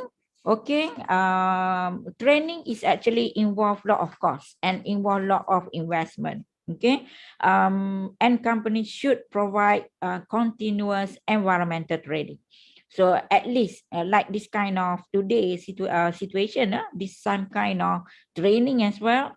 You need to aware what is green HRM. That one is so simple, and then at least 0%. At least you know about 1%. At least it's good. Improving from 0 to 1, at least you know, you're aware about green, about pollution, climate action, at least SDG. Okay, and also research has evidence its links with sustainability. Green performance assessment and also green reward is also related to sustainability. Okay, green performance assessment, in fact, example, you can put one of KPI criteria for your performance appraisal for employee. Okay, you put, okay, let's say you do CSR, then you got 5 points. That one is example. So, and then you practice no paper, no printer at all in your office. That one is one of the criteria you can assess your employees towards green practices. In terms of green rewards, okay, green rewards also related to sustainability. For example, you give reward for those who are published more on green aspect or publish more on climate change, or maybe you use bicycle coming to work. Okay, maybe you can put, you can do annual event and then give reward who are passionate towards that kind of using bicycle or walk to office, for example. Okay. Okay, here is, I would like to share some of the example of the items that you can consider to measure sustainability.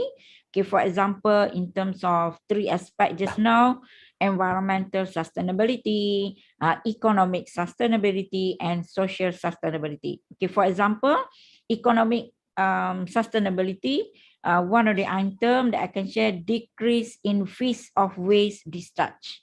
Okay, decrease in fines for environmental accident. That one example of environmental sustainability. For economic sustainability, for environmental aspect, reduction in material usage, reduction of energy consumption. Okay, I would like to share, I visited ITB, Institute Technology Bandung. So they put TV near their lift and then put the energy use. Okay, let's say 7:30 is not so much increasing wave, and then when people coming to office 8:30, so energy become increasing. So they can monitor for each lift that I visited ITB last few years. And then social sustainability, for example, reduction in environmental impact and risk to the general public. Like, for example, you go to work by bicycle or carpool. Then in terms of green analysis and job description, you can see here, of course, you can have my slide, different items. Okay, for example, green training. Environmental training is continuous. Try to ask yourself whether your company provide you environmental training. Okay, maybe none, maybe once a month, maybe every week. Okay, environment training is priority. Try to ask yourself, is it priority in your company? Okay, so green rewards, cash rewards are provided in recognized environmental performance. Okay, this actually truly measure how do you practice green HRM in your daily working activities. So to summarize, okay, whatever you do publication, for example, I prefer to see you relate with Kurupa Helix. Okay, Kurupa Helix, how it relate to academia. Academia means you can do more research and then share to the public. So like I share today in this session, so this is my research. So I do research and then I share to the public, like I have about 700 audience today. So that one is an academic. So in terms of government, Kurupa Helix, okay, you can, for your government, you can introduce tax incentive, or maybe you can put hard punishment to industry who are pollute into the air. Okay, then that one is for the government aspect. For industry, in fact, you can introduce some kind of policies and practice, and then you have to enforce. Okay, if you not enforce, it never happen. Then you put some of the, for example, you can build and improve green-oriented human resources and adopt green HRM as a strategy to attain business sustainability. And in fact, you can introduce circular economy. Okay, you can introduce Internet of Things, artificial intelligence. That is your role of the industry to maintain green in your organizational culture. You need to start now, even though the impact is next 10 years. But if you not start now, you cannot see the impact. Community, of course, you need to collaborate, and then you have to enjoy and then try to come together with people from academic, government and industry to support this kind of environmental activities. So I think industry in this situation is very crucial role in mitigating environmental issues. You please, people don't just think about profit, but also you have to think all people from different parties. So it's good if you can put in your implication in the paper, if you relate with Kurupa Helix. And then in fact, that one is amazing. And then your paper, my paper right now has been cited many all around the world because you can relate with Kurupa Helix. I think that's all from me. So before I end, so last but not least, I hope this synopsis can give you the idea to advance your research, okay, in this domain. Before I end, I would like to say again the organizing committee to all the listener of to invite me to speak in your reputable conference. Yeah, and then hopefully you enjoy. And then thank you so much. And then I over to you, Mr. Gary. Yeah, thank you, Professor Yusliza. It's very inspiring to us about the green HRM, yeah, especially for the bad news cells. I got the point, bad news cells, and also the SDGs. So probably this will be can adapt or implement to every aspect of whether government and other big companies or medium companies. So thank you. It's a very excellent presentation, Prof. Now we directly move to the next plenary speakers with Professor Anis Hariri. So later we will open up the Q&A session after the plenary session is finished. So please welcome Prof. Anis for the second plenary speakers, with the topic is a paradigm shift in accounting education and research lesson from COVID-19.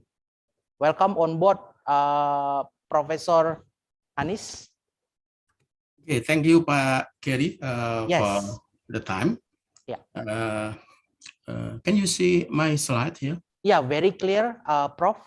Okay, first of all, I would like to thanks for the opportunity to share our experience in education to this reputable conference, the international conference, not SUMATRA International Conference on Business, Economic Education, Social and Technology. It is my honor to be here.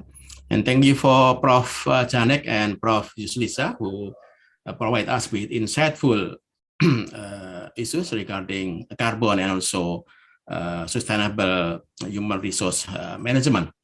And as requested by the committee, I would like to talk about the paradigm shift in accounting, education, and research relation from the COVID-19 pandemic. I think this is an important thing that we have to understand in regard to the COVID pandemic. Okay, ladies and gentlemen, when we talk about accounting education, okay, I'm sorry, I will see the accounting and the education and research here from the perspective of accounting. This is our agenda today, talking about this topic. Just a minute. Okay, when we talk about accounting education, we will see three influential events that affect accounting education, especially in Indonesia. And then I will talk about that one. And then after that, we talk about the COVID pandemics and accounting application and how we shift our accounting education landscape and also shifting our accounting research in regard to a certain event. Why I said a paradigm shift, because when we see these three influential events, we need the important change that happen when we the usual way of thinking about doing something replaced by a new or a different way. So this is what we call as a paradigm shift in accounting education. So if we see, okay, I see this perspective from Indonesia environments. We have three influential events, consecutive event in accounting education research. The first one is the Industrial Revolution 4.0, and then our government, the Republic of Indonesia, released a policy what we call as a freedom learning, kampus merdeka, merdeka belajar in Indonesia in bahasa, and then after that, they suddenly facing COVID-19 pandemic. Okay, for some university or for certain higher educations, these three influential events may be seen as a threat because they may be not prepared with the changes and so on. But for the other universities, especially in accounting educations, these three consecutive events can be seen as opportunity, how they improve, how they change, how they offer new study program and so on to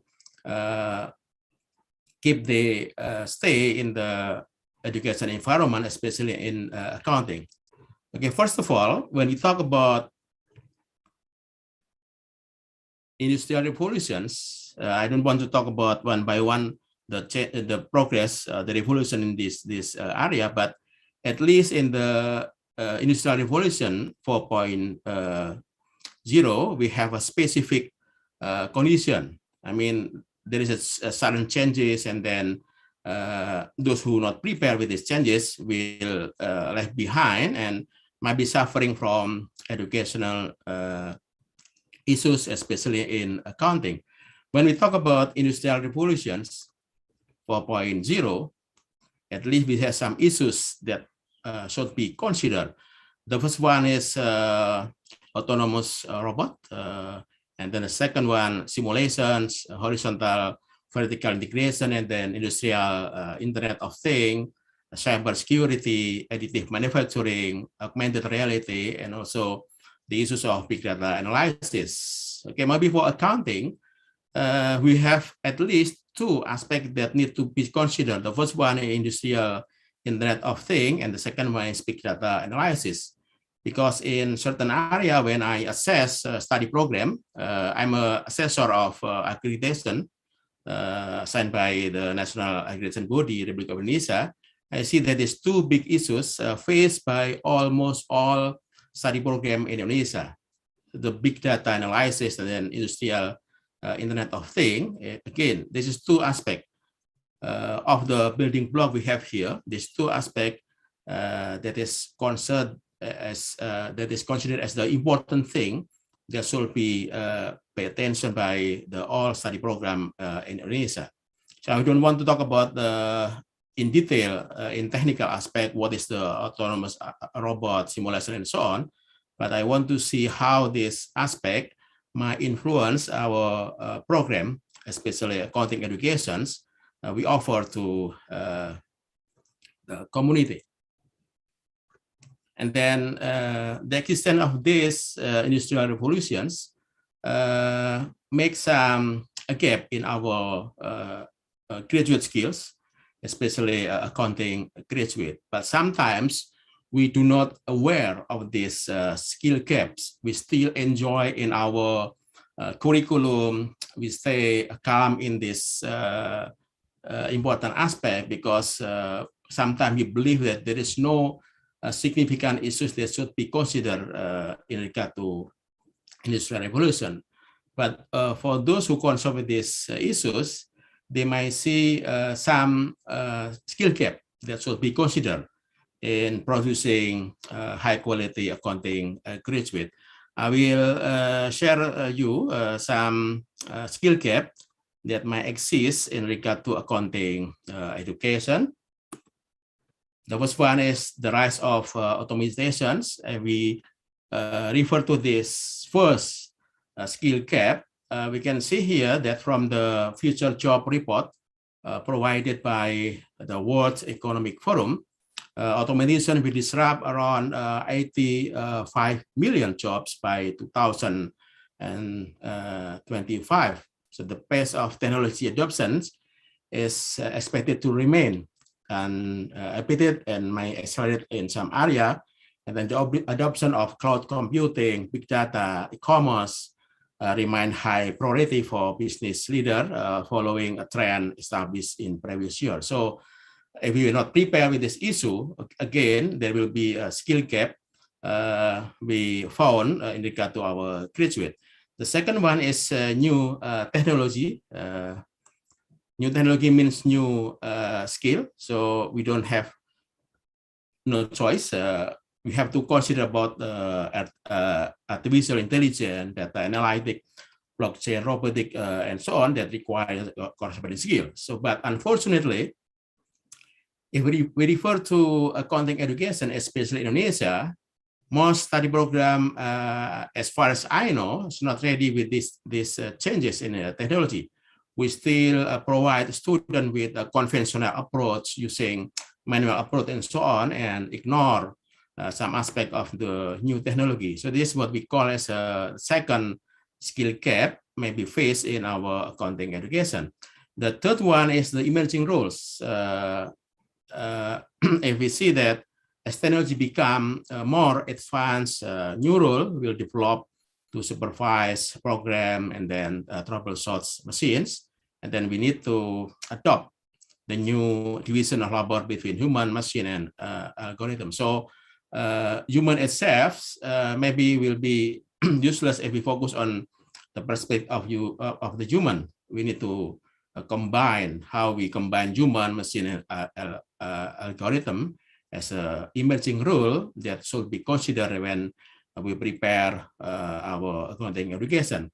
The fourth one is the development of more technology, because we cannot predict what new technology will be developed, so we cannot foresee what skill those technology will require. But at least by learning from the previous experience, what's going on in the industrial revolutions, at least we should adapt of our study program, especially our curriculum, learning method, and so on. So this is the skill gap that may exist when we consider about the industrial relation. Okay, this is the first influential issues in our accounting education. The second one is, this is special in Indonesia.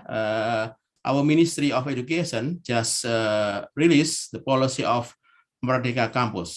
So there are at least three aspects that we have to consider, talking about opening new study program with the freedom. We have a freedom to open new study program, and then the government also support the university to become a legal entity, to have a more freedom in our academic and non-academic aspects. And then we also have some policy that required a student to take 3 semesters outside our own study program. And then the policy also regulate about the accreditation system in our campus. So I don't want to talk about in detail about this issue, but at least what is the implication of this policy? This is actually not a new policy or the new program in education, because when we refer to the concept in other university, especially foreign university, the concept of freedom learning have been implemented by a lot of university outside Indonesia. So what is the implication of this freedom to learn for the instruction? So at least the curriculum should promote the experimentation and discovery and open-ended activities. So we focus on the curriculum because this is the important thing that we have to adopt to the changes environments we have. Okay, second one is the curriculum should be designed to solicit the student personal knowledge and experience. That one's objectives should be designed so the student have the assigned value to learn ideas and then more and concept. The fourth one, the curriculum should allow students to input in instructional objective. The fourth one, instruction should be intrinsic rather than extrinsic. Instructional design should be student-centered, so students should be the focus of our learning process. The next one is instructional design should facilitate learning by discovery. So we do not only talk about tutorial method and so on. And then the seventh one is the instruction should facilitate personal growth. So every student have their own personal growth. At least when we design the instruction we have, at least this instruction should facilitate the personal growth. And the eighth one, learning knowledge should be applicable and appropriate to the student immediate needs, goals, and values. Okay, the ninth one, take into account about the individual learning style, needs, interests by designing many optional learning and discovery experience. And then the students should learn about their cultural heritage as part of self-discovery and self-esteem. Okay, the next one, students should have the freedom to select appropriate learning from many available options in the curriculum. And the last one, students should be part of evaluation process in determining learning what to their self-actualization. For this 20 implication for the instructions, maybe not a problem for overseas university, but in Indonesia, as far as I know, we have some problem in regard to the implication of this policy, Merdeka Belajar policy, because as I said before, that when I assess any certain accounting program in certain university, most of them tend to ignore what's have been regulated in this Merdeka campus or freedom learning. Okay, this is the second influential event that may affect our accounting education and research. Okay, the third one, before we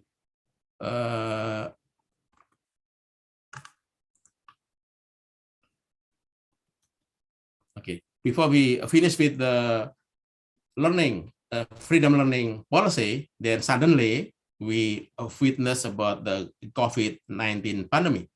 So I don't want to talk about more about the issue in this COVID pandemic because I want to relate to our accounting education. But at least this COVID pandemic has influenced a wide range of our life, from social, and then education, business, and so on. So I think we have to learn a lot from this COVID pandemic, because we cannot stay away from this pandemic. We have to able to manage this COVID pandemic, the implication and so on, especially the implication to our accounting educations. And if we talk about this COVID pandemic, how this pandemic might influence our business and so on, I saw some research conducted by ACCA Global. From this research, we can see that 80% of business leaders expect a significant downturn in expected revenue and profit year on year. And then the second one, we also witnessed that employee productivity identified as the most widespread concern facing organizations. We may witness when there is a lockdown, we have some aspect regarding the employee, and then over 1/3 of organization already facing cash flow problem. We also witness in Indonesia some company get bankrupt because of this COVID pandemic, and then 1/5 of the organization deferring investment. We could also witness this issue in Indonesia. Almost half of business and had not undertaken forecasts impacting ability to plan, and then over 1/5 of organizations already freezing recruitment. So we have unemployment issues in Indonesia in regard to the pandemic. Also, we can see here that only 17 currently see current government intervention as effective. We have a contradiction in viewing the government policy and so on, something we criticize the inability of the government to cope with this pandemic issue. And then almost 1/3 of organizations have no business continuity plan in place. So this is in the general issues, how COVID-19 pandemic might influence business as stated by the survey conducted by ACCA Global. And then what about accounting issues? Okay, when we look at the accounting implication, considering the pandemic, we also can see here the issue of impairments, how we see the decrease the value of some assets. For example, we can see the inventory obsolescence, slow-moving inventory with the expiration dates and so on. We also have some impairments in regard to property, plant, and equipment because of lockdown. There is no activities and so on. That way, the value of the property, plant may decrease. There is impairment, the issue of depreciation and so on.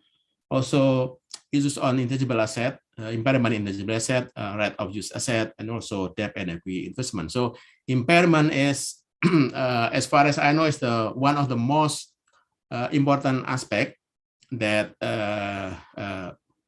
discussed by accounting organization to deal with this issue. So how we deal with this impairment, especially when we report this issue in our financial reports.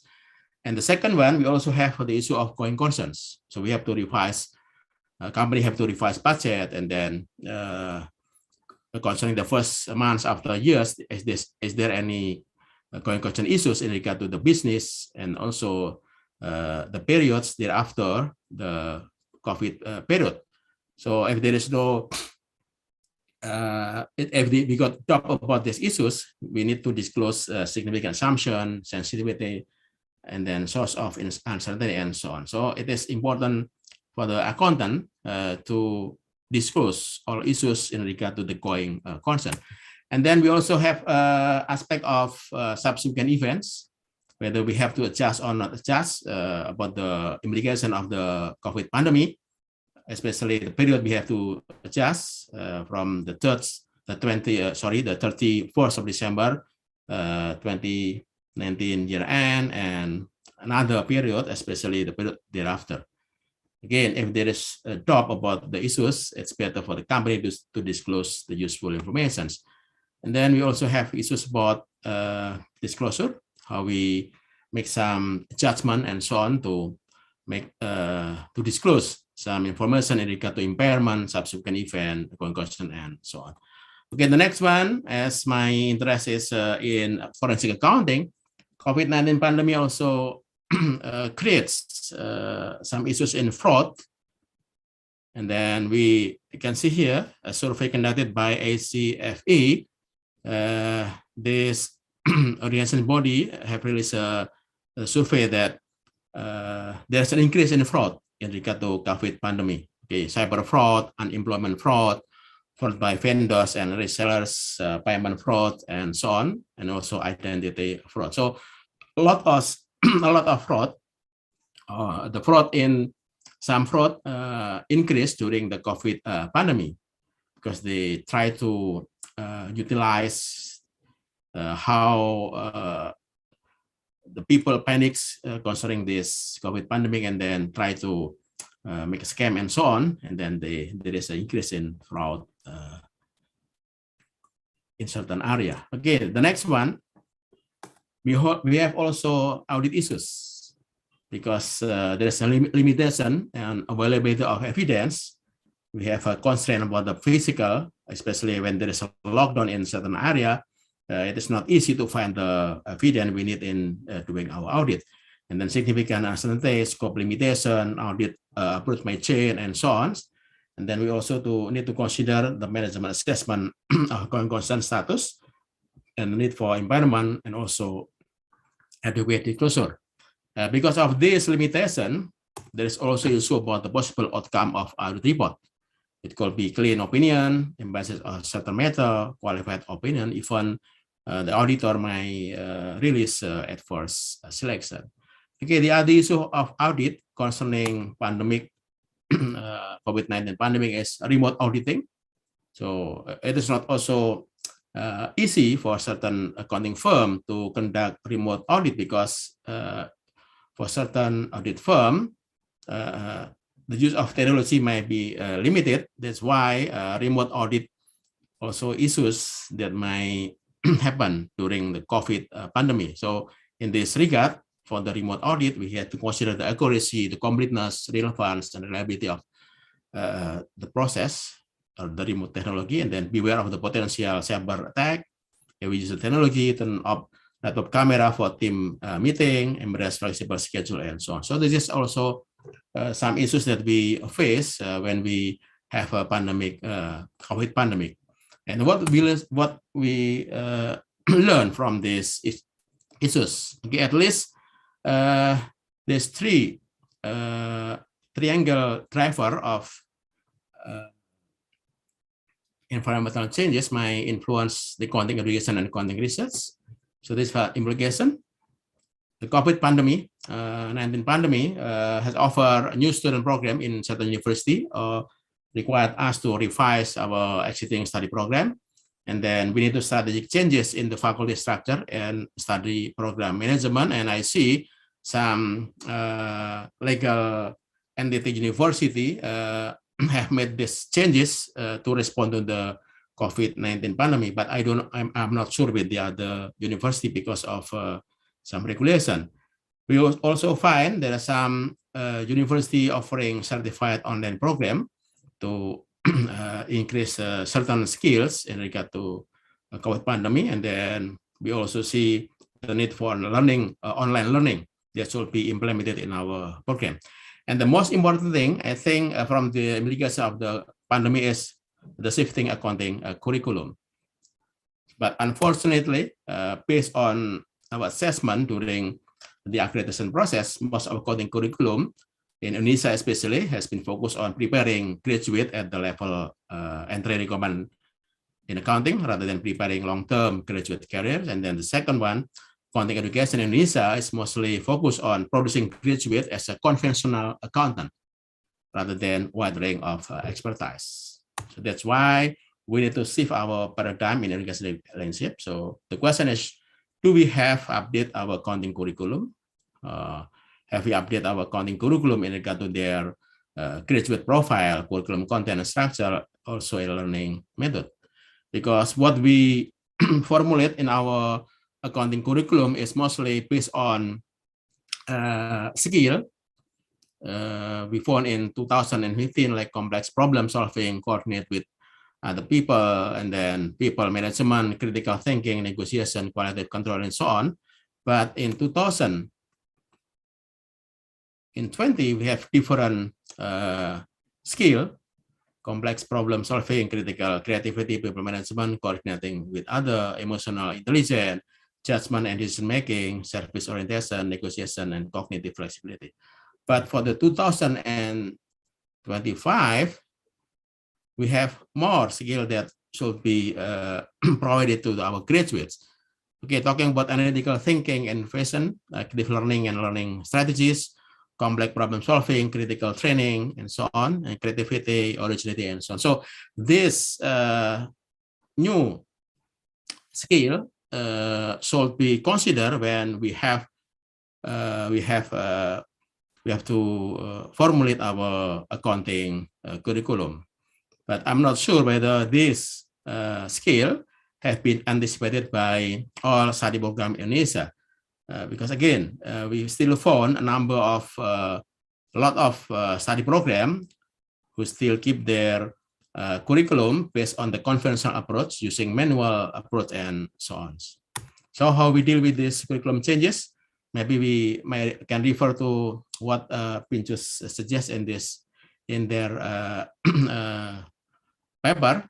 So we have to consider the foundational competence, communication, quantitative, and regarding and so on, interpersonal and technology.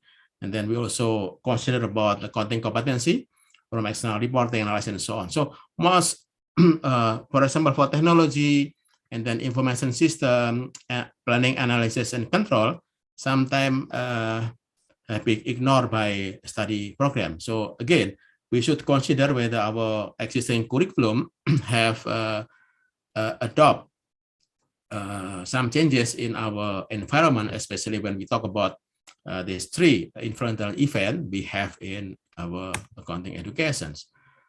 So again, we refer to what Nidas wrote in his paper, even though this paper is published in 2017. But again, technological supports play important role in our accounting education. So this is another issue. Have we included IT issues in our curriculum? Talking about big data, Internet of Things, data analytics, remote audit, and so on. Sometimes in accounting, again, some accounting program in Indonesia ignore this importance of technology because of some reason. For example, it is too expensive to implement this issue. But actually, there is a certain web page link that can be accessed to help us provide students with some issues in IT, talking about big data and so on. There is some list of resources that we can adopt to help students deal with the IT issues. Okay, maybe you can access later using this page link. And then for learning method, maybe it is time for us to apply the hybrid learning model in our education. Again, I talk these issues in the Indonesian environments. For those in foreign country like Malaysia, Australia, maybe this is implemented well, but Indonesia, again, we have some issues in our learning model. Most of study program in Indonesia still use a tutorial model in our research, in our education, ignoring some aspect of IT. So this is how we might adopt the hybrid learning from year to year, the first year, second year, third year, and fourth year to equip our graduate with the appropriate skills, competence, especially those who deal with IT issue. So I don't want to talk in detail. You can read. I just want to share with you. This is a good paper that may help us in designing our accounting program, especially in the learning program. So what is the other challenge we have? This is some issues that we need to consider in designing our curriculum, tailor-made education program to meet individual needs, individual learning target, and so on. More flexible curriculum, diverse course offering for students, Okay, we can adopt this one as long as we have enough technology supporting our program, and then self-managing, mobile learning, and so on. So because of limited time, we'll skip some aspect of this one. The next one is localizing in learning.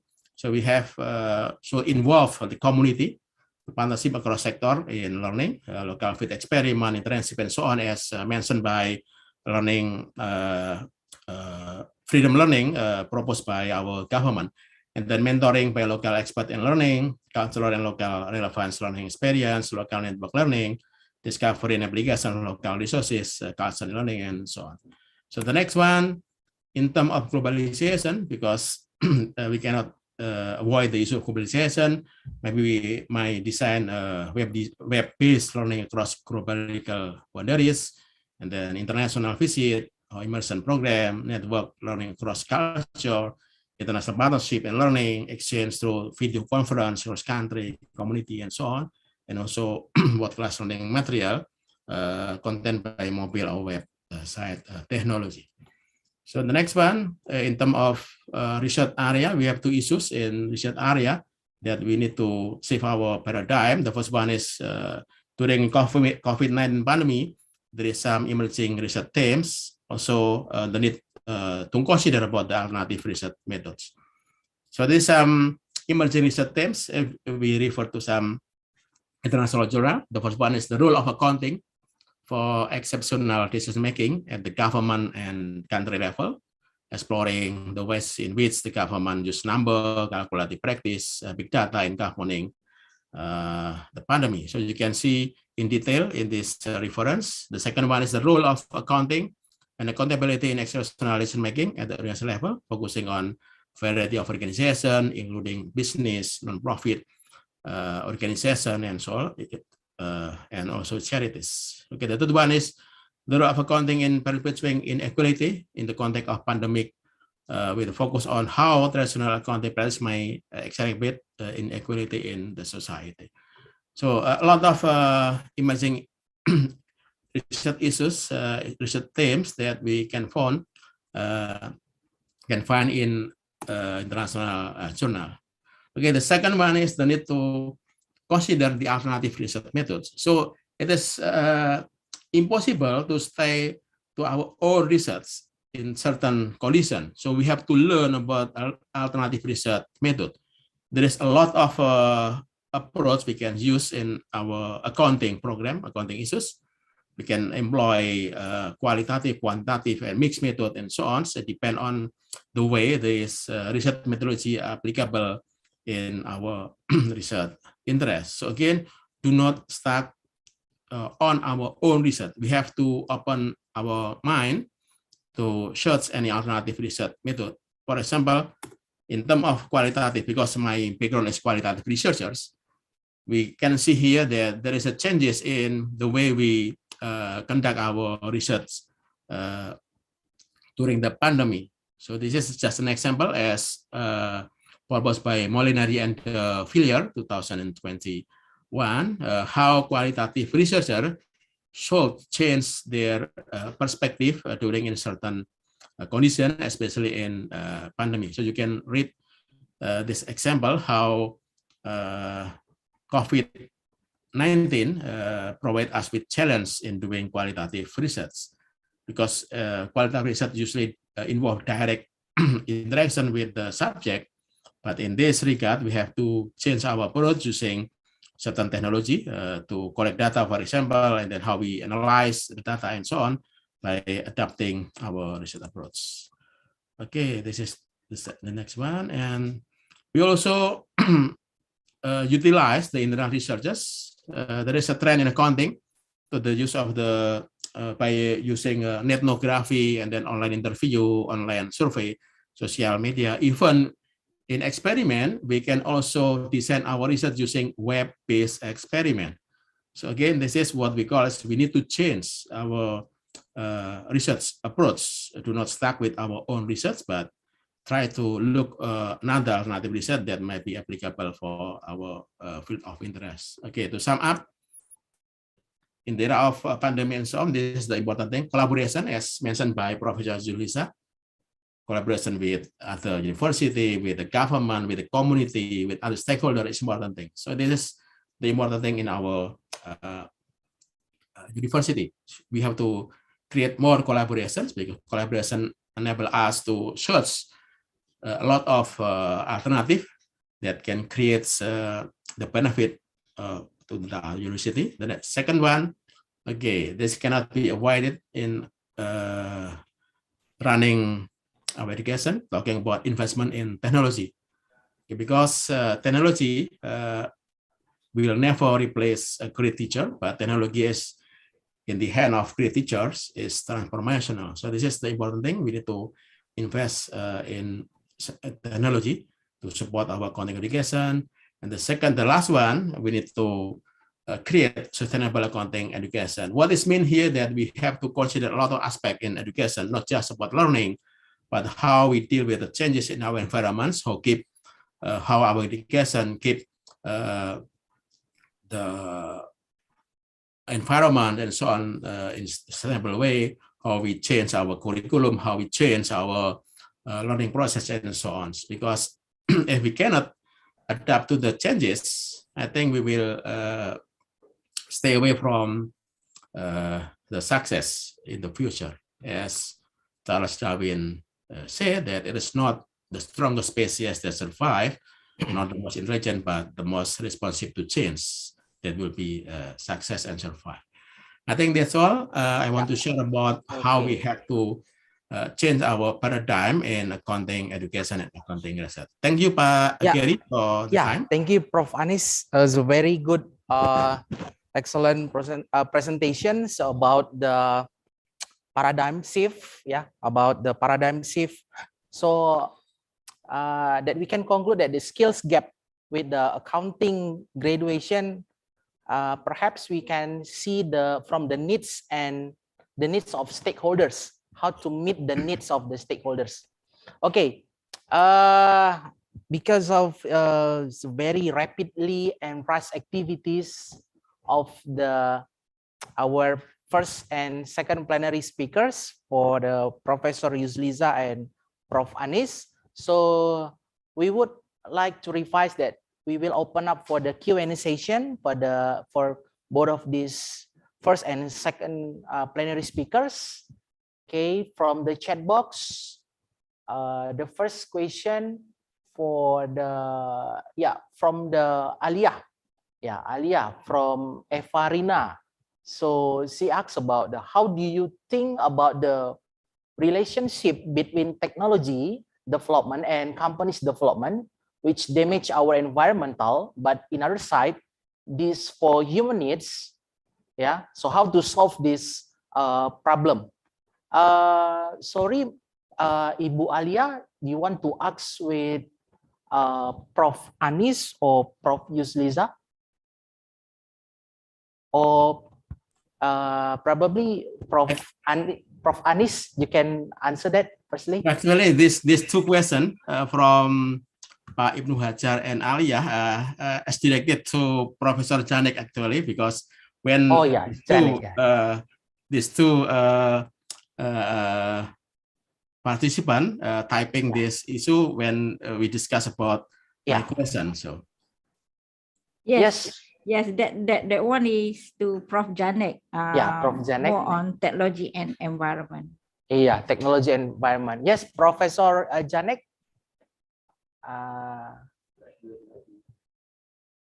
Is Prof. Janek is live? Oh, still here. Still here. Okay. Yes.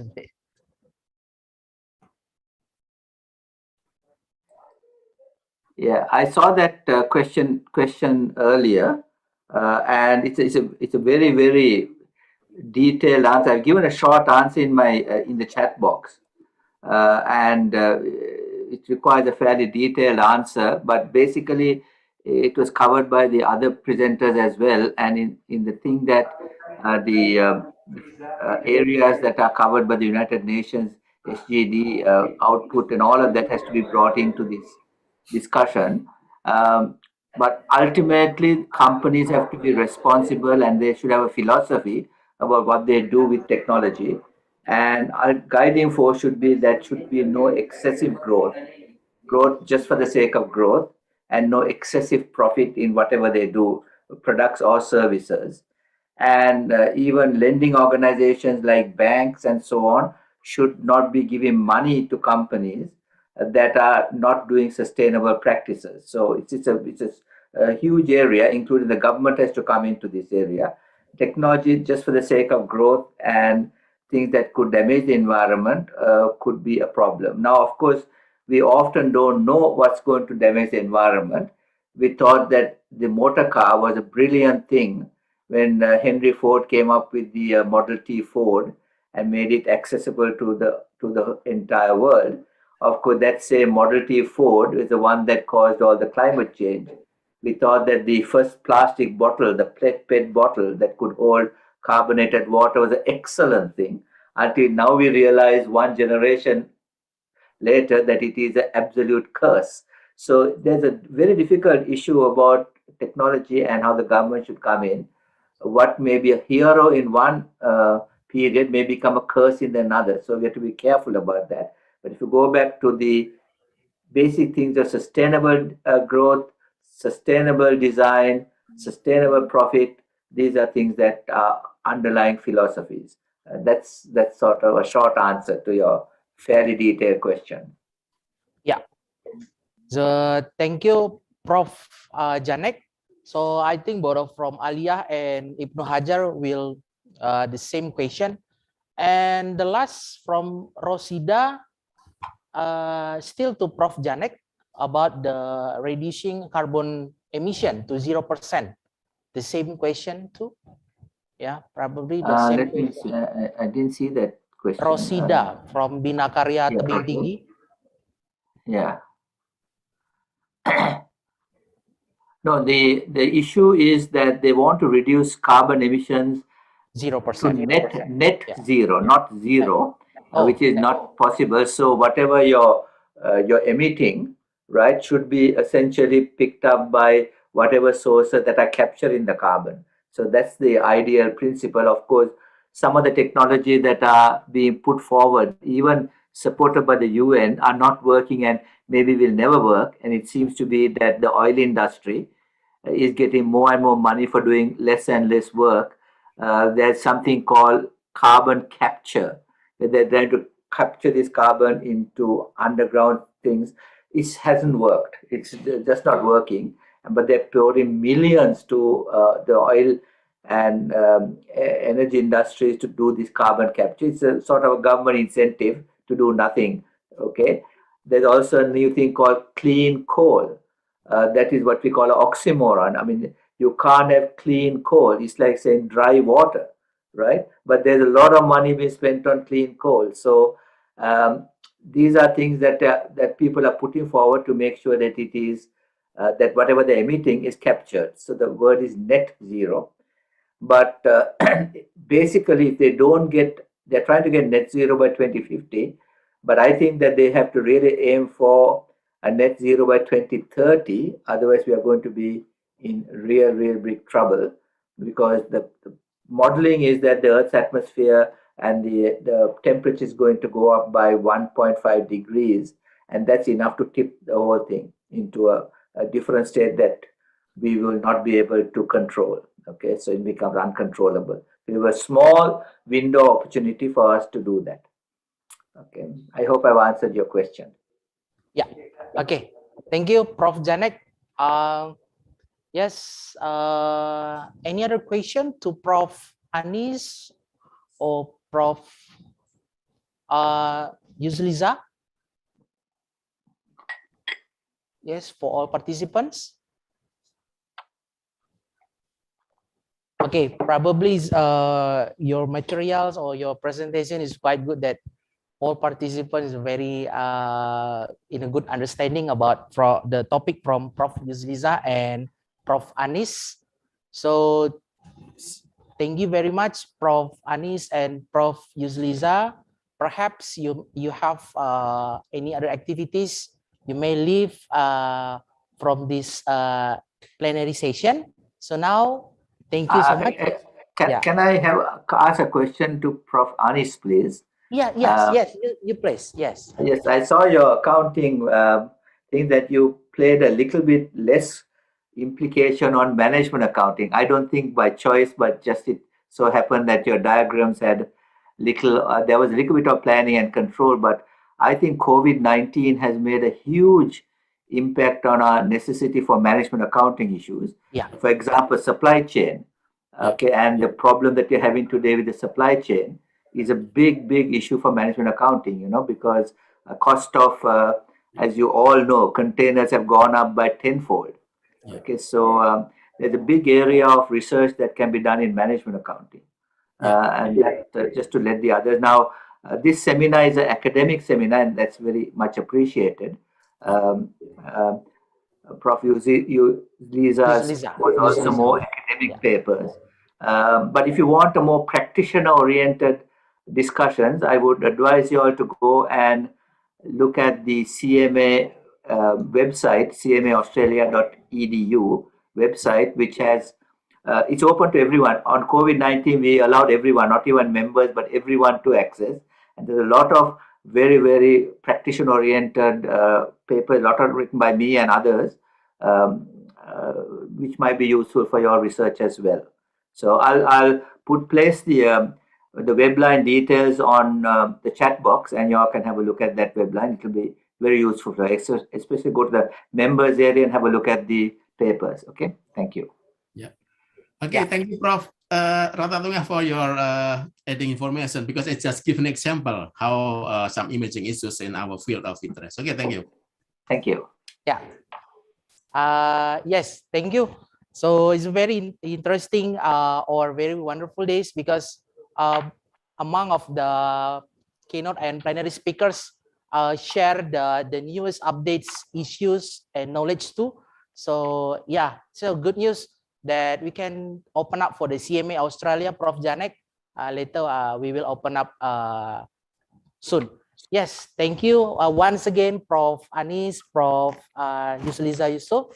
Now we move on into the next plenary speakers from Professor Erlina.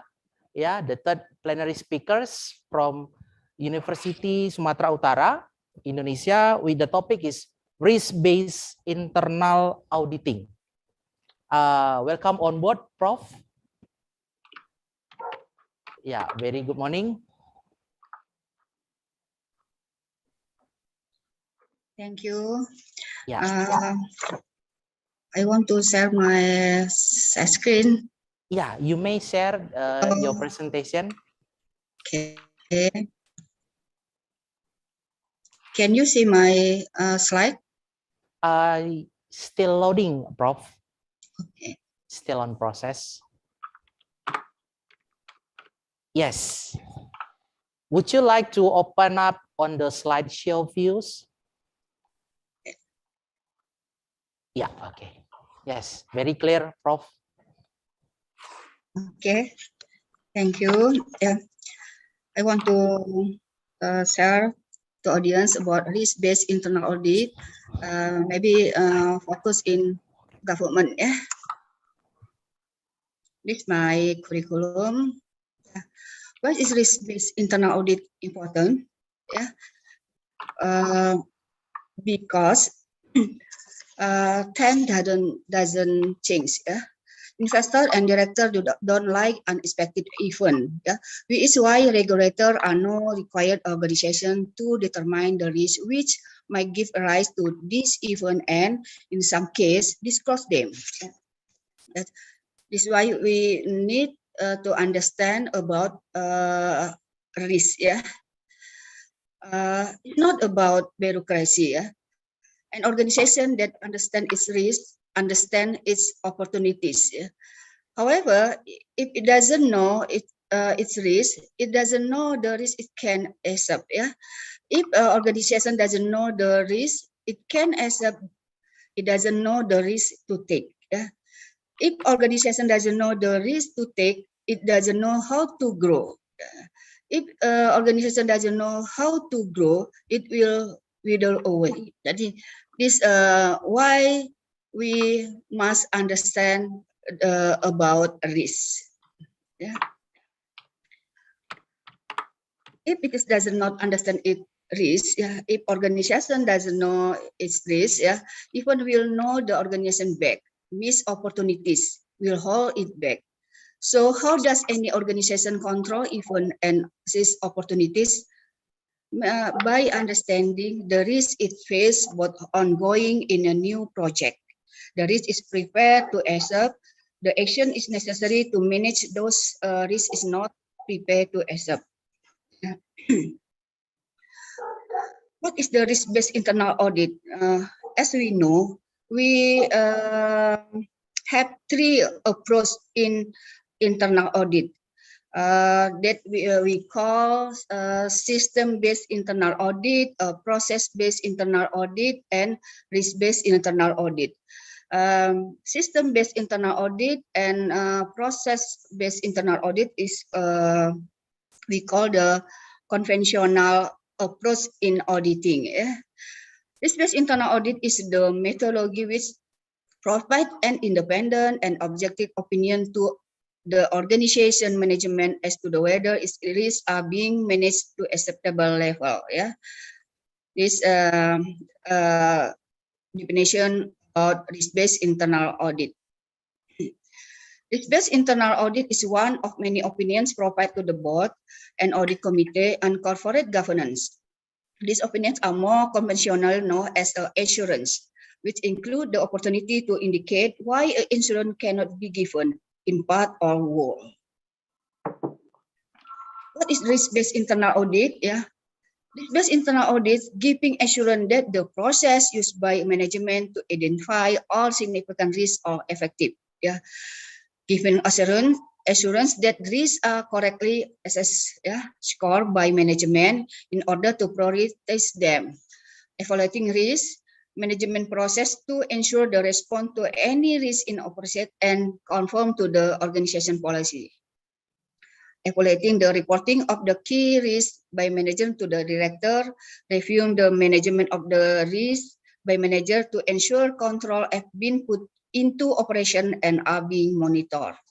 Is what is risk-based internal audit? That's different from system-based internal audit and process-based internal audit. Risk-based internal audit focus in risk in the organization. Yeah, there so many guides for director about risk-based internal audit. Yeah, guides for director. Yeah, why director need to understand the risk? Yeah, director need to understand the risk because organization has objective. Yeah, so director must understand the risk whether there is some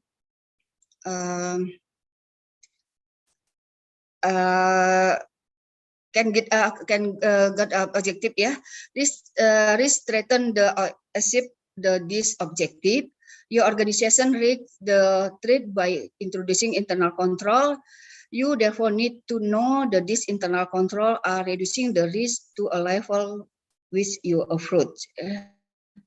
This livelihood, yeah, but what is RBEA as far as I'm concerned? Yeah, risk-based internal audit is the methodology which the internal audit department used to provide opinions to the board as to whether risks are being managed to the level considered accepted by the board. Yeah.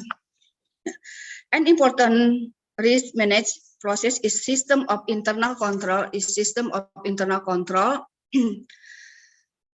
That reduce risk to a level that the board considers accept the risk appetite done at the organization. Yeah.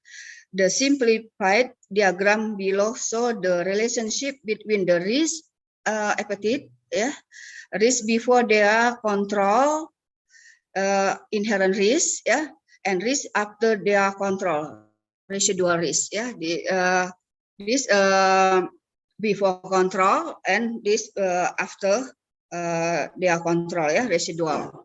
This diagram about why you concerned about the risk-based internal audit.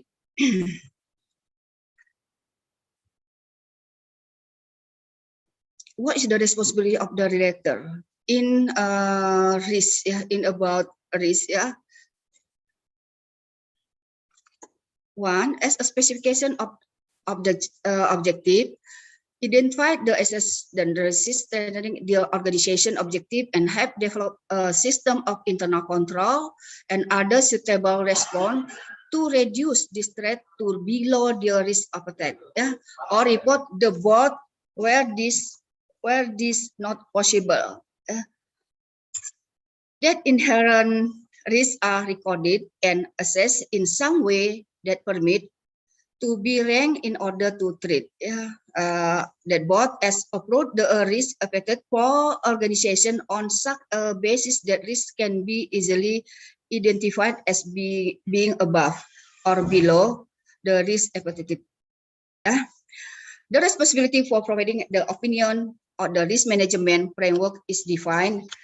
This will include define the responsibility of management, external audit, internal audit, and any other function that provide insurance, such as human resource, finance, loss prevention, and health and safety department.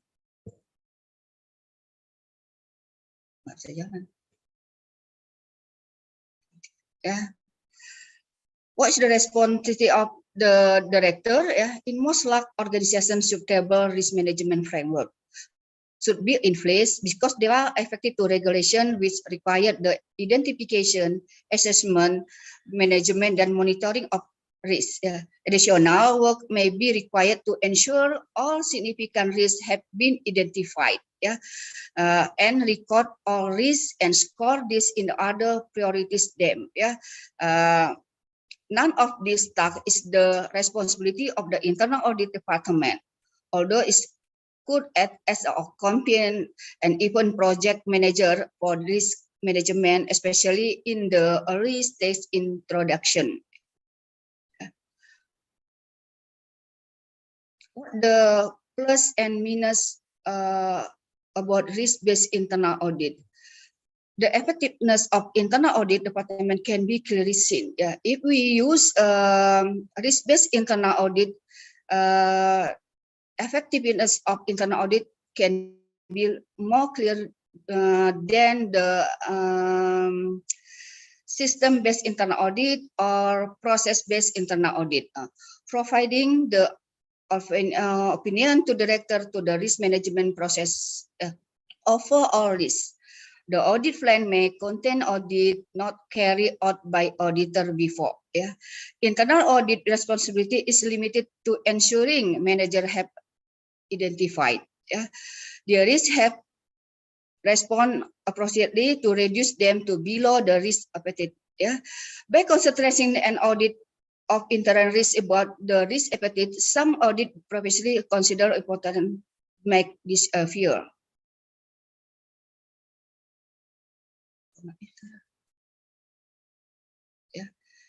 Risk-based internal audit direct scale internal audit as resource to checking the response to the risk and present a serious threat to the organization, and regulator are not required to director to ensure this risk to properly manage. Require the organization as a complete structure, priorities, list of the inherent risk. One app of risk-based internal audit is to check the system of control is reducing risk to below the organization risk affected. One benefit of risk-based internal audit is that not only should it highlight risks that are not properly controlled, it should highlight risks that are over control and therefore consuming unnecessary resources. There's guidance for chief audit executive. There are guidance for management. There are guidance for internal audit. Maybe I omit guidance for management and for chief audit executive. I guide for internal audit staff. This for why should internal audit know about risk-based internal audit. Yeah, the adoption of risk-based internal audit affect everyone in the team. It is affect everyone in the team. The extent of the change will depend on current methodology used by the department implementing risk-based internal audit, but it's likely that everyone in the internal audit team will be affected. Yeah.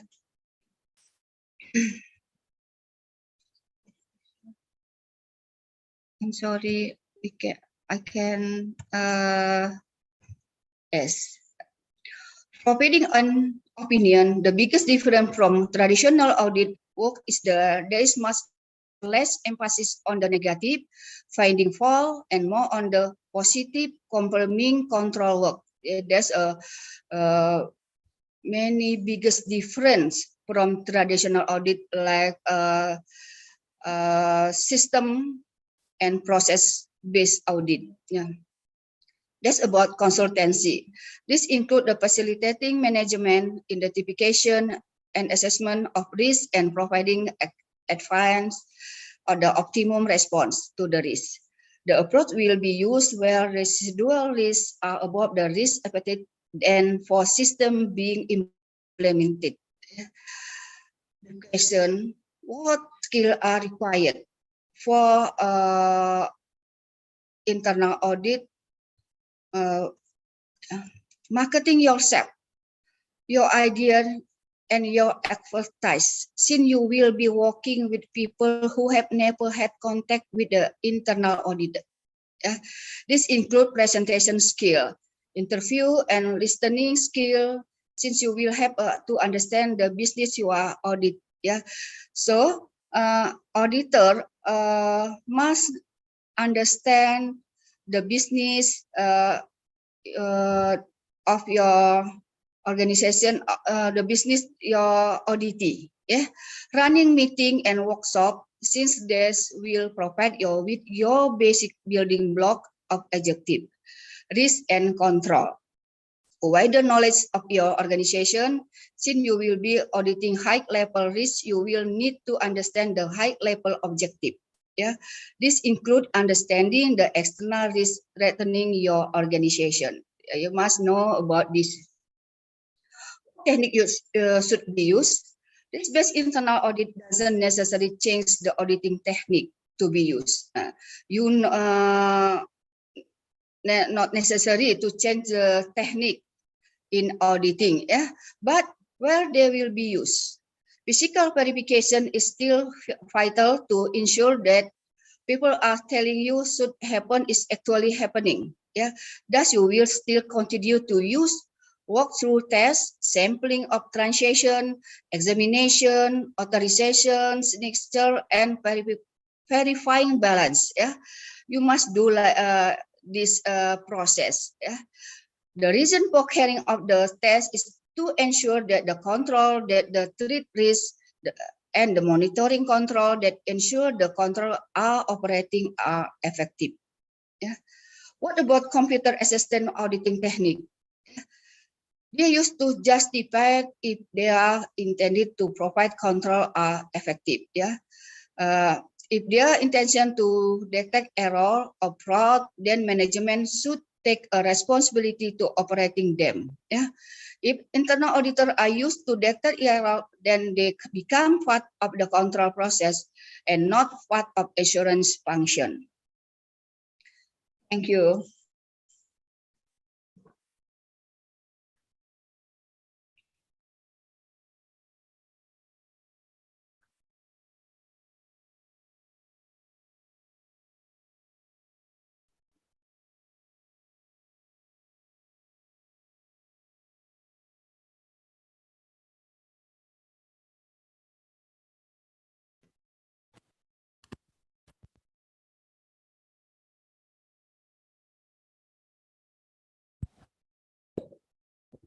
Yes, hello. Yeah, thank you, Prof. Erlina. So very good presentation about risk-based internal auditing or RBIA. So actually we have got the knowledge about the internal auditing. not changing the process, but this is like the tools to make an audit or used by the internal audit staff and also the chief audit executive, or that we can use to the CAET, computer assisted audit technique. So thank you, Prof. Erlina. And now we move on the last but not the least for the next topic from Professor Isventi with the topic challenges in bank financial technology transformation in the era of uncertainty. Welcome on board, Prof. Okay, thank you. Yeah. You can see my share screen? Yeah, very clear. Okay. Could you Okay. put on the slideshow views, Prof? Yes. Yeah. Okay. Okay, slideshow.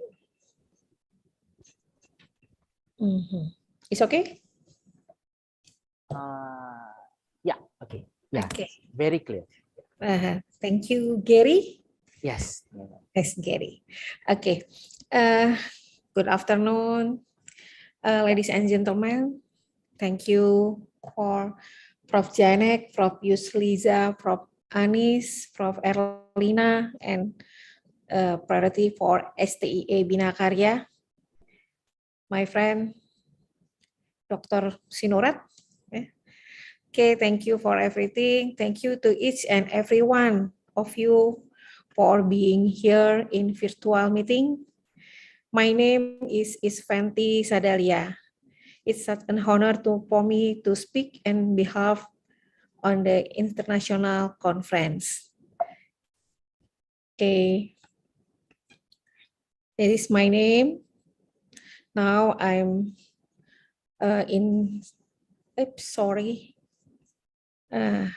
I'm in Master of Management as head of program, and the same with Prof. Anis. I'm the assessor Ban PT, and now I'm the head of Forum Management Indonesia. Okay, as we know, fintech. Fintech is the innovation that seems to break down the barrier of the future in the finance. Many call fintech in the fourth industrial revolution, and experts describe it as the missing link between financial traditionalism and the finance of the future. The complexity and innovation of fintech are the main ingredient that the citizen of the future needs. The mix between the Internet of Things and artificial intelligence, and the sort of right against the outdated. Fintech rise the forward force traditional system to adapt and offer new ingenious solution to customer and startup. As we know, in the world, digital finance in the developing world could have a great impact. In 2025, 6% will grow GDP, and 95 million new jobs. Is so many will grow in digital finance. Indonesia is the most populous ASEAN country, home to over 275 million people. The country is undergoing a digital revolution. Mobile phone internet use penetration in Indonesia reached 67% in 2020 and is expected to rise by another 20% by 2025. This is Indonesia FinTech in first hour 2021. There is 683 FinTech firms in Indonesia and 26 of funding deals, and total funding is about 494 million US dollar. The biggest single deal itu $90 billion from Ajaib FinTech. In Indonesia, MSMEs make up 99% of existing business and contribute over 60% for national GDP. The B2B payments and finance and accounting tech startup seeking to help micro small finance digitalize have generated 40% of total funding raised in the first half 2021. How about the future of fintechs in Indonesia? Fintech refers to a company that makes use of technology to offer financial service. The example, fintech company in Indonesia may be Kartuku, Hello Money, Doku, and Veritrans. The rapid growth in fintech space unfolds substantial opportunities in Indonesia, the one of those countries adopting the emerging technology. As we know, strengths in Indonesia fintech, the large population, mobile penetration, but the weakness is unbanked population and strict regulation in Indonesia. In addition to that, the large unbanked population in Indonesia has put innovation, adoption of mobile banking and fintech changing the financial landscape in Indonesia. The opportunities growing middle class and cashless payment. This is the opportunity of the future of fintechs in Indonesia. So how a digital marketplace create value? As we know, aggregate data can be incentive for providers to share information. Data provider, data marketplace, and data consumers. The data suppliers authorize the marketplace to license their information on their behalf following defined terms and conditions.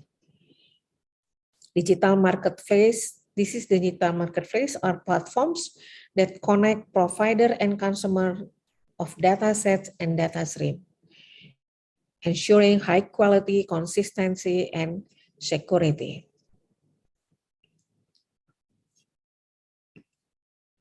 How banks can capitalize on the digital banking revolution?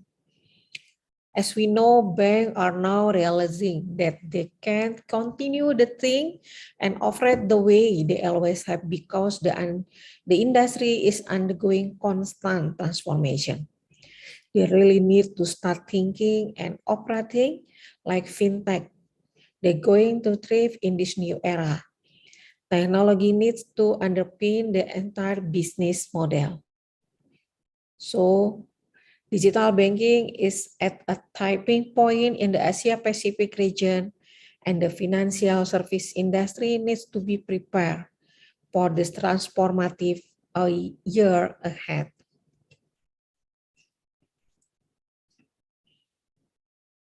So, what are banks focusing on? Technology enablement. What is this digital transformation? Lenders need to embrace new data sources and technologies in order to cope up with rising funding needs of SMEs. Focus on environmental, social, and governance consideration. Because in the post-COVID world, high demand for low-value loans is predicted as small business try to restart operation, as well as those looking to return to lifestyle that were available before the pandemic.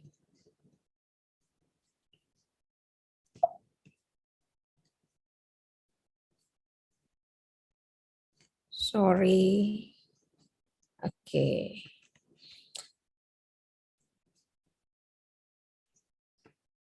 Banks remains uniquely and systematically important to the economy.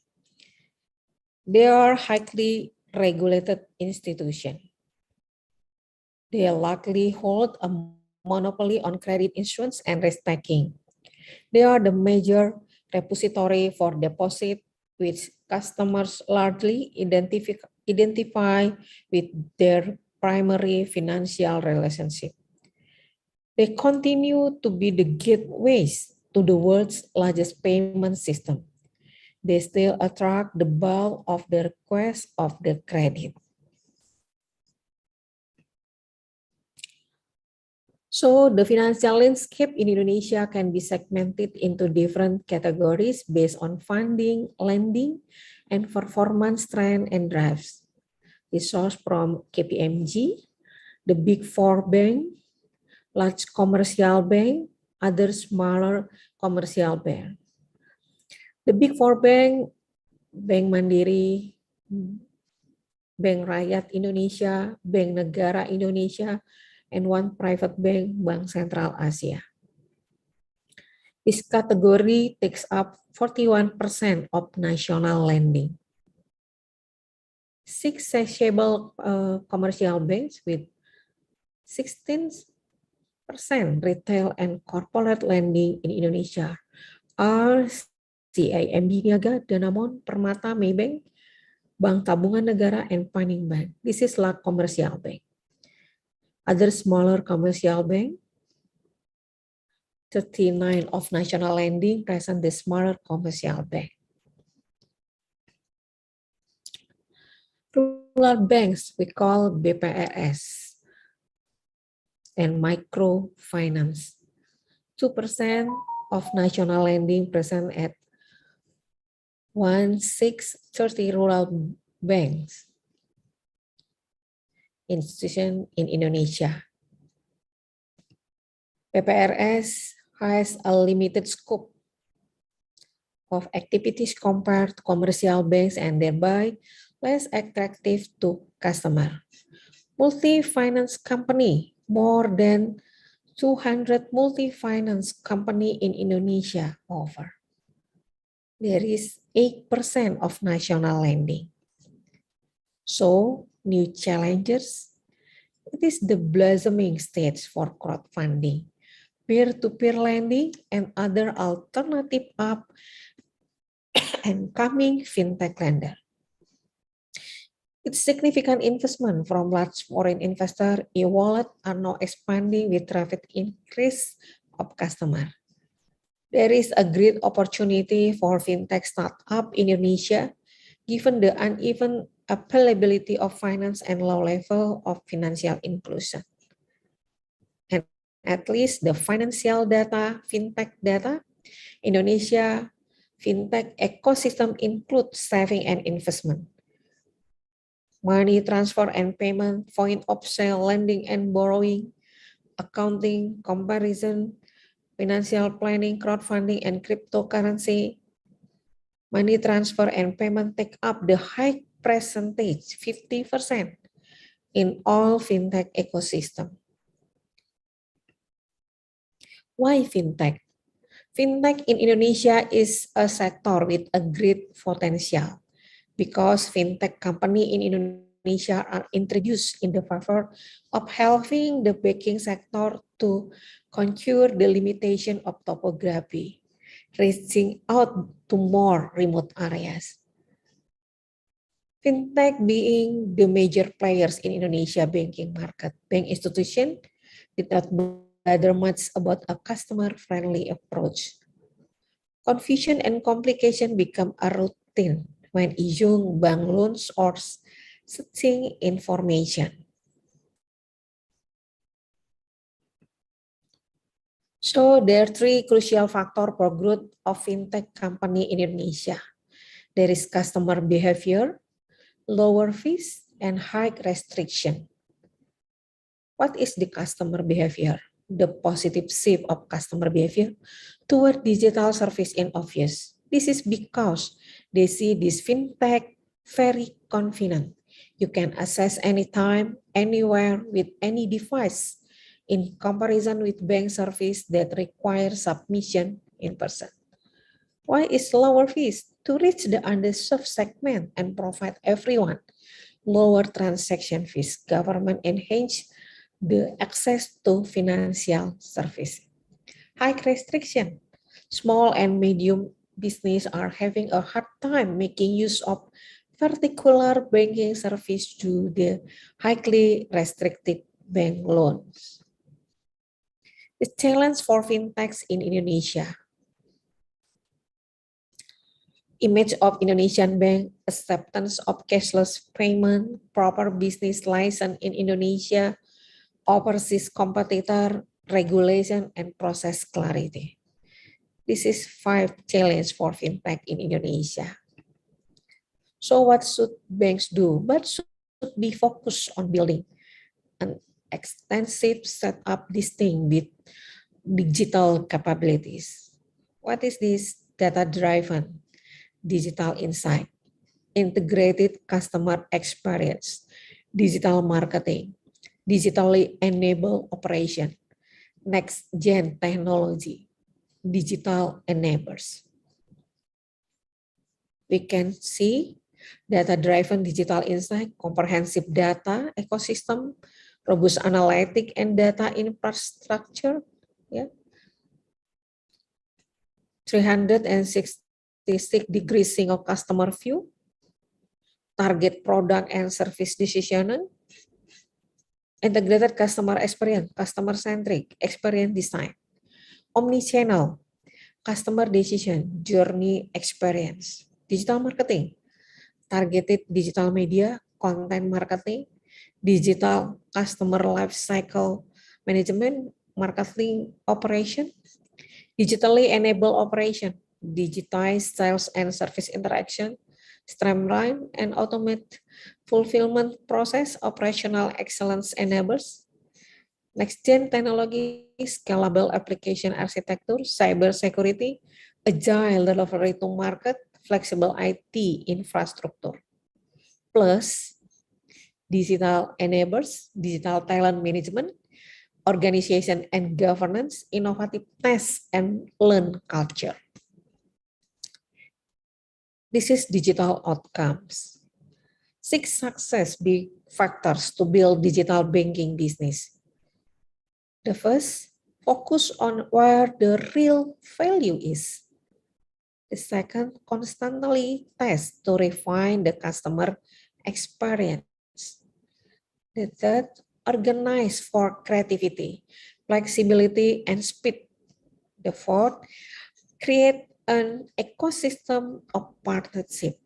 The fifth, build a two-speed IT operating model. And the last, get creative with marketing. Will fintech lead the charge in the post-COVID-19 recovery? Prior to the outbreak, it was clear that fintech would play a pivotal role in financial services going forward. COVID-19 has undoubtedly accelerated that process. Payment fintech has done well, but is it a long-term impact? As we know, now we always cashless society. So push toward cashless society, push toward token-based wallet. Stress on fee revenue as spending is started. Cross-border payment and international remittance will remain impact. Cyber fraud will gain prominence. Government and health initiative to transfer monetary assistance via digital transfer will help boost volume. Growing demand for cloud-based solution. Technology shaping the future of fintech. Artificial intelligence will drive massive value creation. Blockchains, cloud computing, IoT, open source, SaaS, and serverless, no code and low code, hyper automatization. Yeah, this is technology shaping the future of fintech. At least the attacker's position to create impact will be distinguished by the following 6 markers. Advantage modes of customer acquisition, step function reduction in the cost to serve, innovative uses of data, segment-specific proposition, leveraging existing infrastructure, managing risk, and regulatory stakeholder. This is my last transcript. Thank you for Gary. This is the last. Okay. Could you open up my speaker? Udah. Yeah. Okay. Thank you, Prof. Okay, thank you. Thank you, Prof. Isventi Sadalia. Is very good about your topics in challenges in bank fintech transformation in this era of uncertainty.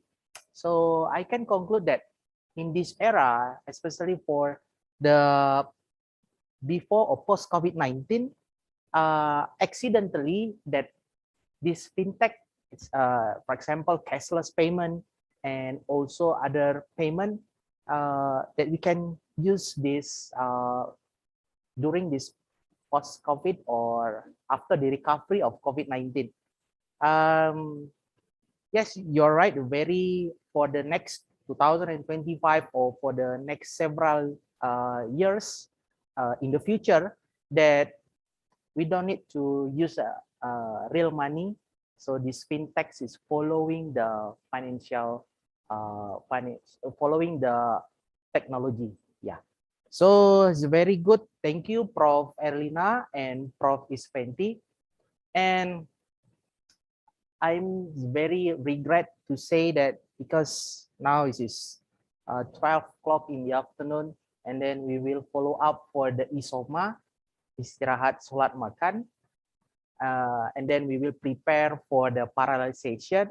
So for any participant or delegates that want to ask directly to Prof. Erlina or Prof. Isventi, you can type the chat box and then we will forward directly to both of these two professors into the emails. So once again, thank you, Prof. Janek, and then Prof. Yusliza, and then Prof. Anis, and the last Prof. Erlina and Prof. Isventi. So we have five topics this morning. It's very good and broader knowledge, our knowledge, yeah, especially our research or papers for the next couple next future. So I think we finish on the session for the keynote and plenary speakers. So thank you again for Professor Janek, and also for the professor from plenary speakers, and for answering those questions, and also for the amazing input or presentation or session. So it's a very pleasure to have you today. So this will conclude on this virtual, the first International Virtual Conference NSIG-BEST 2021. So thank you for all participants for joining on this panel discussion. So give respected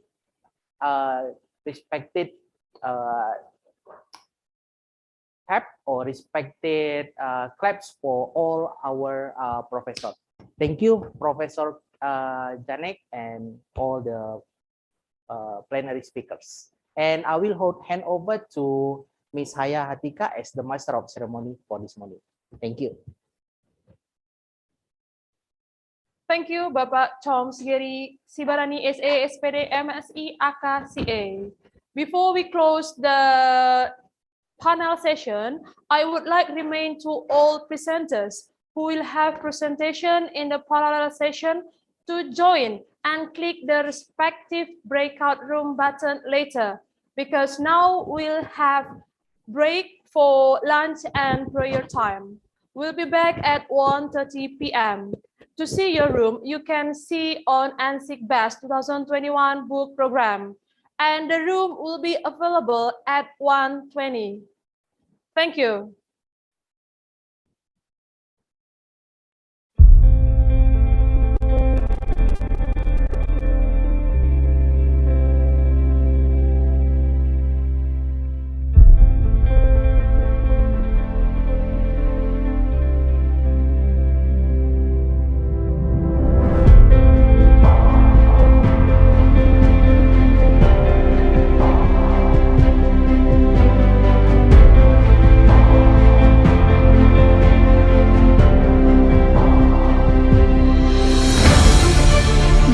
Didirikan pada tahun 2001, Sekolah Tinggi Ilmu Ekonomi Bina Karya merupakan satu-satunya perguruan tinggi ilmu ekonomi yang resmi dan terakreditasi B di Kota Tebing Tinggi.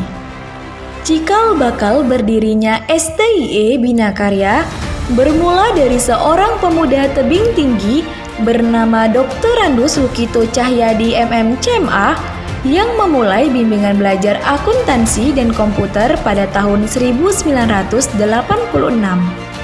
Dari pengalaman hidupnya, dengan latar belakang hidup dalam keterbatasan ekonomi, beliau bertekad untuk membangun perguruan tinggi di kota kelahirannya dengan tujuan membuka kesempatan bagi pemuda-pemudi kota Tebing Tinggi dan sekitarnya untuk mendapatkan pendidikan tinggi yang berkualitas dan terjangkau tanpa harus ke kota besar yang biaya hidupnya lebih tinggi. Selamat datang di STIE Bina Karya. Saya Dr. Mangasis Nurat SE MSc CMA, Ketua STIE Bina Karya Tebing Tinggi yang didirikan dengan visi menjadi perguruan tinggi yang andal dan teruji di bidang kajian ekonomi berstandar nasional. Visi ini dituangkan dalam program yang berlandaskan pada 3 misi. Yang pertama, melaksanakan pendidikan dan pengajaran membentuk sarjana yang andal dan teruji pada bidang penelitian. Yang kedua, melaksanakan penelitian dan pengabdian pada masyarakat untuk berperan dalam pembangunan masyarakat, agama, bangsa demi kemajuan dan kesejahteraan umat manusia. Yang ketiga, melakukan kerjasama dalam bidang pendidikan, pengajaran, penelitian, dan pengabdian pada masyarakat, baik dengan lembaga nasional maupun internasional.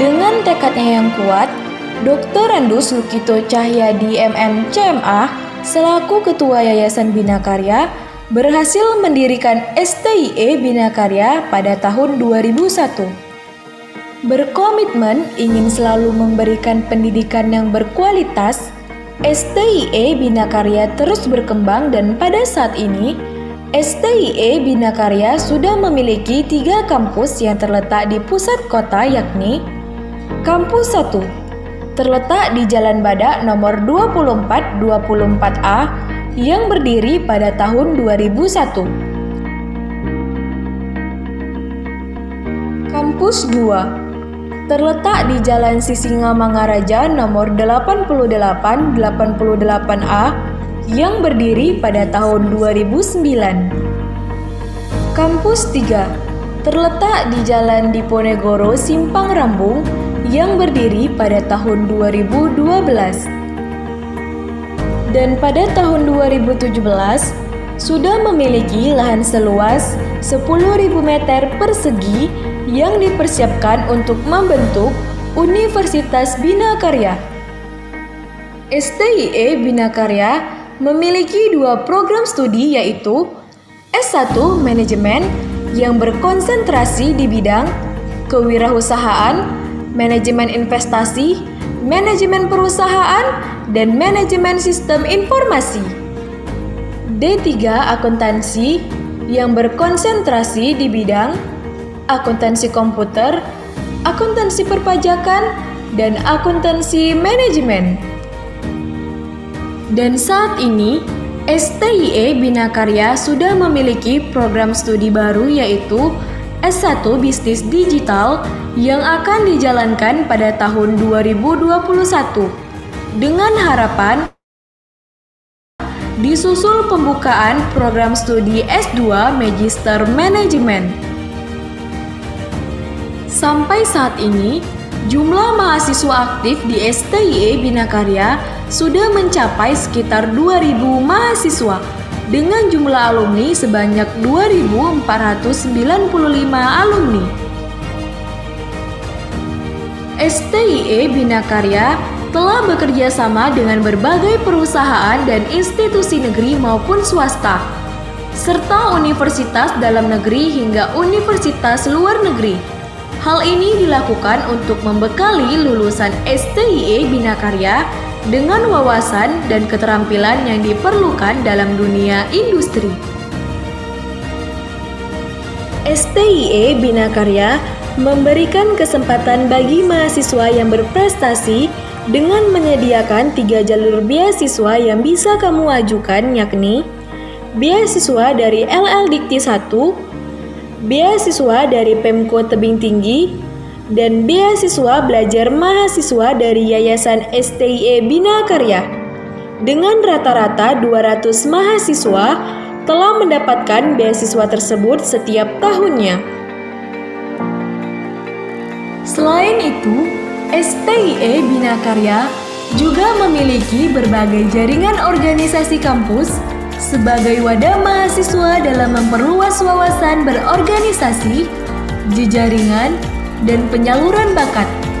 Mahasiswa STIE Bina Karya telah menghasilkan banyak prestasi mulai dari tingkat regional kota, provinsi, hingga tingkat nasional. Berbagai prestasi juga dicapai oleh STIE Bina Karya beserta dosen-dosennya. Hingga yang menjadi kebanggaan ialah alumni-alumni STIE Bina Karya yang sukses berkarir di berbagai instansi, baik negeri atau swasta, dan yang menjadi wirausaha. Ini menjadi bukti bahwa alumni STIE Bina Karya berdaya saing tinggi dan berkompeten dalam memenuhi permintaan pasar atau industri kerja.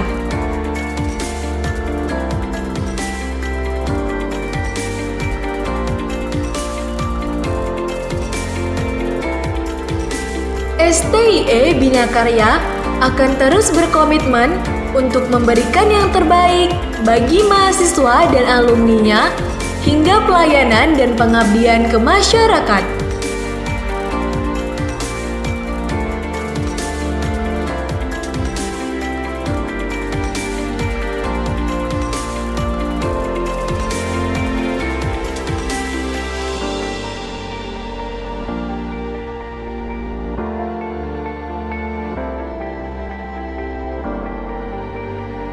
Bergabunglah bersama kami STIE Bina Karya Tebing Tinggi, Smart Center for the Smart People.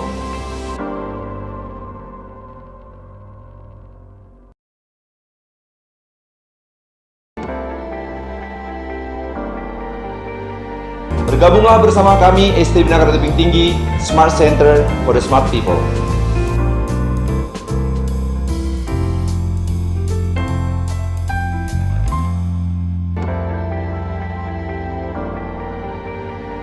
Bergabunglah bersama kami STIE Bina Karya Tebing Tinggi, Smart Center for the Smart People.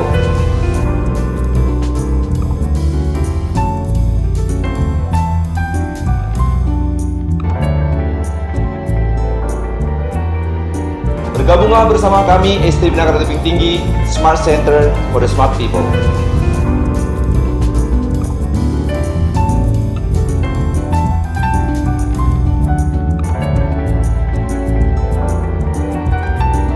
Bergabunglah bersama kami STIE Bina Karya Tebing Tinggi, Smart Center for the Smart People.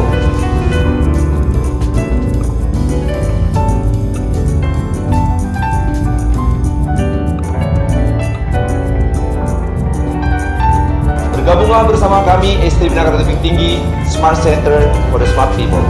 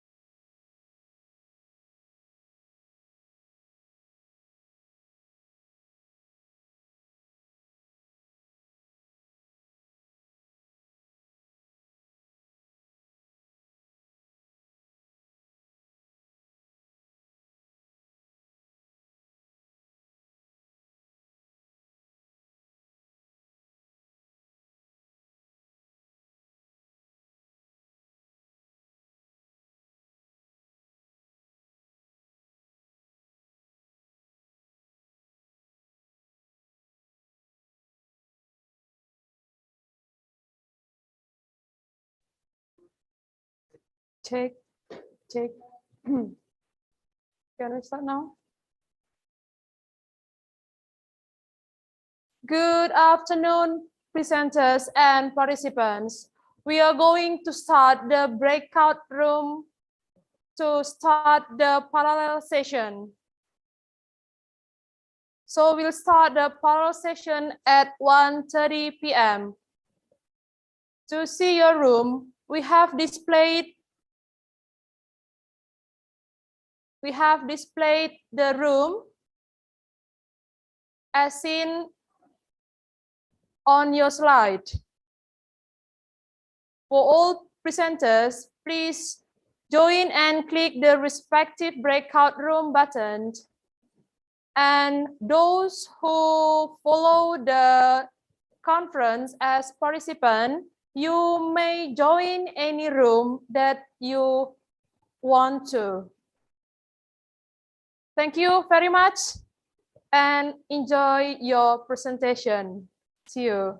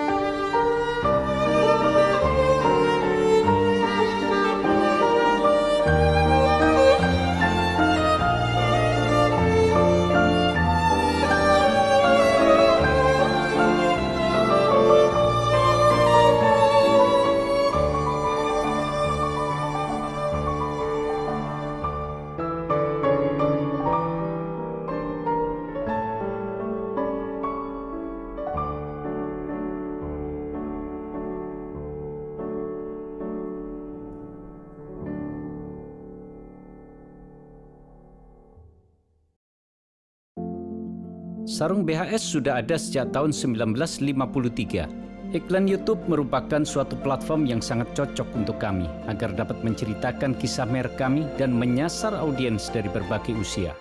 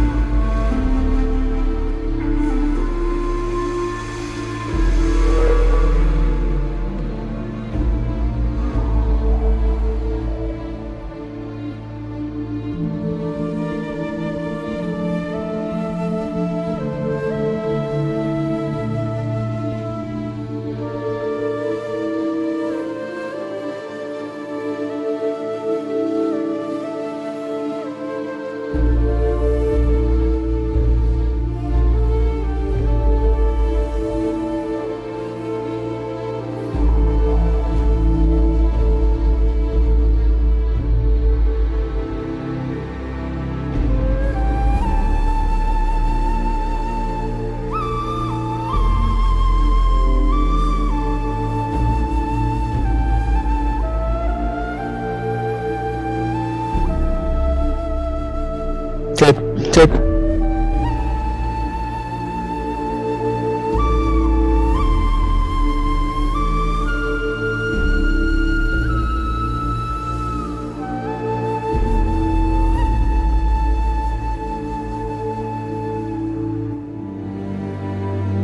Pak Dr. Darwin, apa kabar?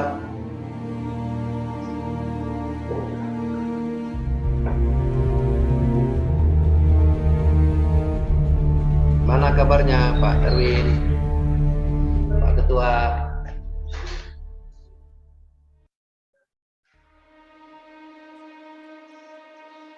Masih unmute itu Pak.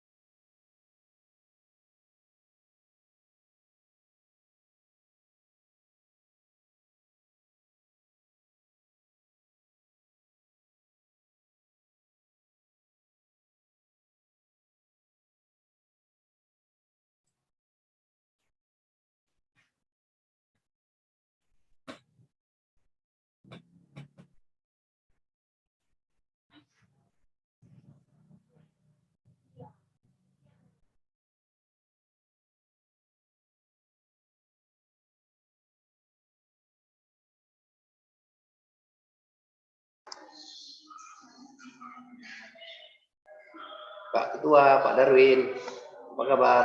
Pak Dokter?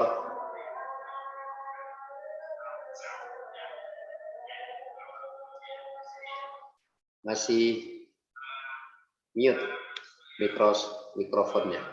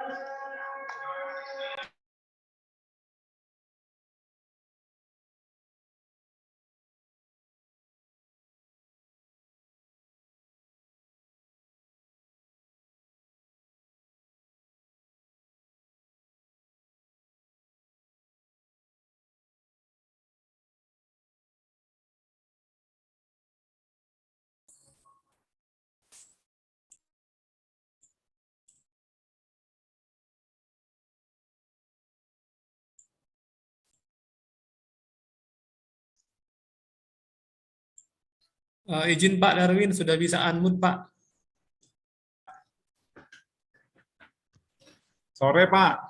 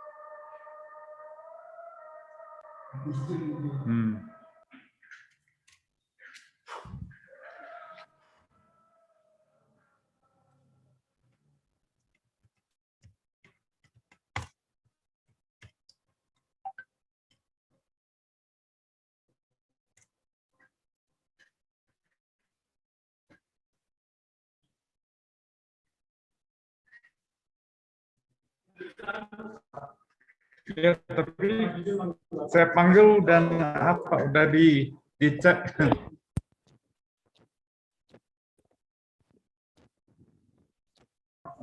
Ya. Sore Pak. Cek, selamat sore.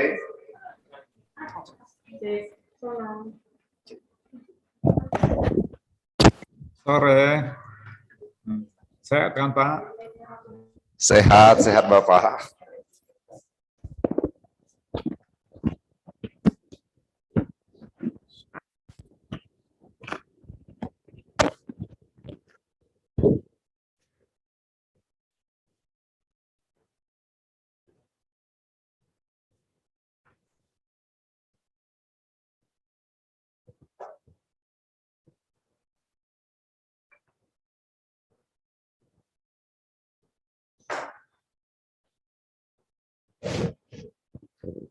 Jadi sana dulu, duduk dulu nanti bisa.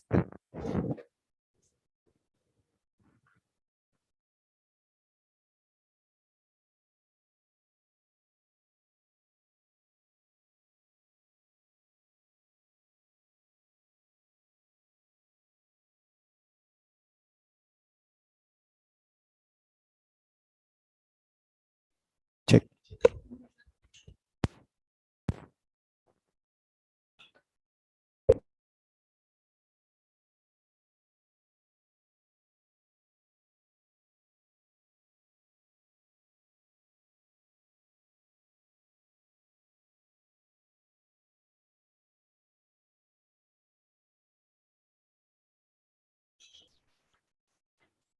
Ladies and gentlemen, the closing ceremony is about to start in 5 minutes. Please be seated.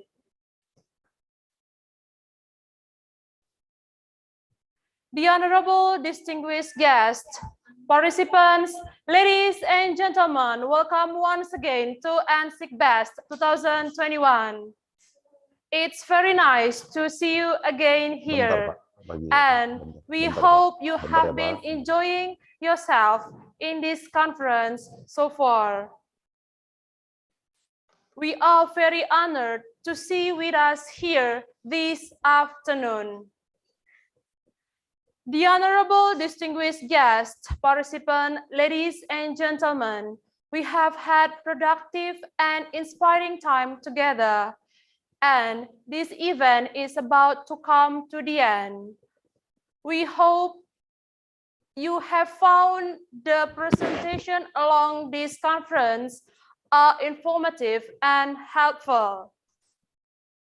Now it's time for us to announce NSIC Best 2021 Best Presenter and Best Paper.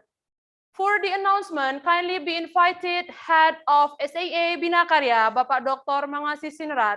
Bapak Dr. Mangasi Sinurat, time is yours. Okay, thank you, Miss.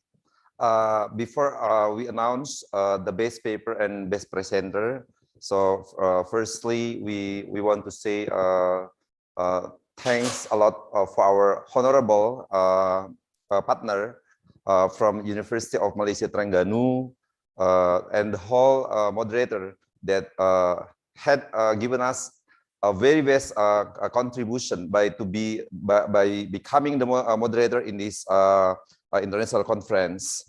According to the discussion of the whole moderator and the committee, now we will announce awards for the best presenter and best paper. For the announcement, kindly be invited Head of STIE Bina Karya and the committee. The best presenter of NSIG Best 2021 goes to Mr. Rangga Ikrar Gombang from University of Batam. The paper entitled Effect of Leadership, Competence and Organization Culture on Work Loyalty Through Work Satisfaction of Regional Office and Agency Riau Island Province Employees in 4.0 Industry. And the best paper of NSIG Best 2021 goes to Mr. Ajijul Holis from Department of Accounting, Universitas Negeri Medan. The paper entitled Development of Project-Based Learning, Based Accounting Practical Mobile Application for Students Vocational. So we say congratulations to the best presenter and the best paper. Thank you. Thank you very much, Bapak Dr. Mangasi Sinurat. Now I would leave you with a quote by Stewart Brand, an author and innovative thinker, who once said, "We can see the past, but not influence it. We can see the future, but not influence it.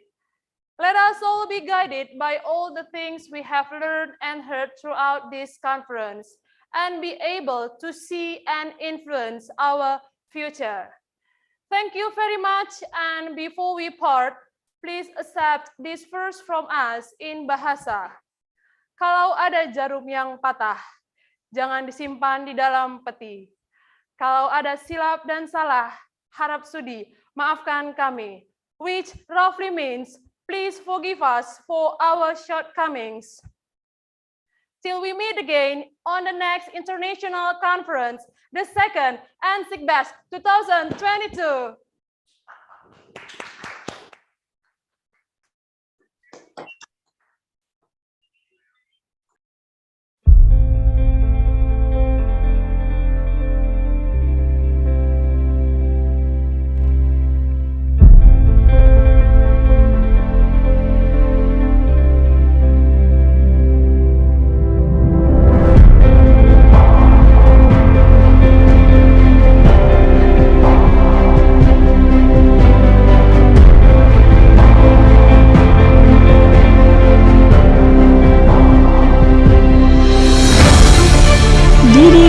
Pada tahun 2001, Sekolah Tinggi Ilmu Ekonomi Bina Karya merupakan satu-satunya perguruan tinggi ilmu ekonomi yang resmi dan terakreditasi B di Kota Tebing Tinggi.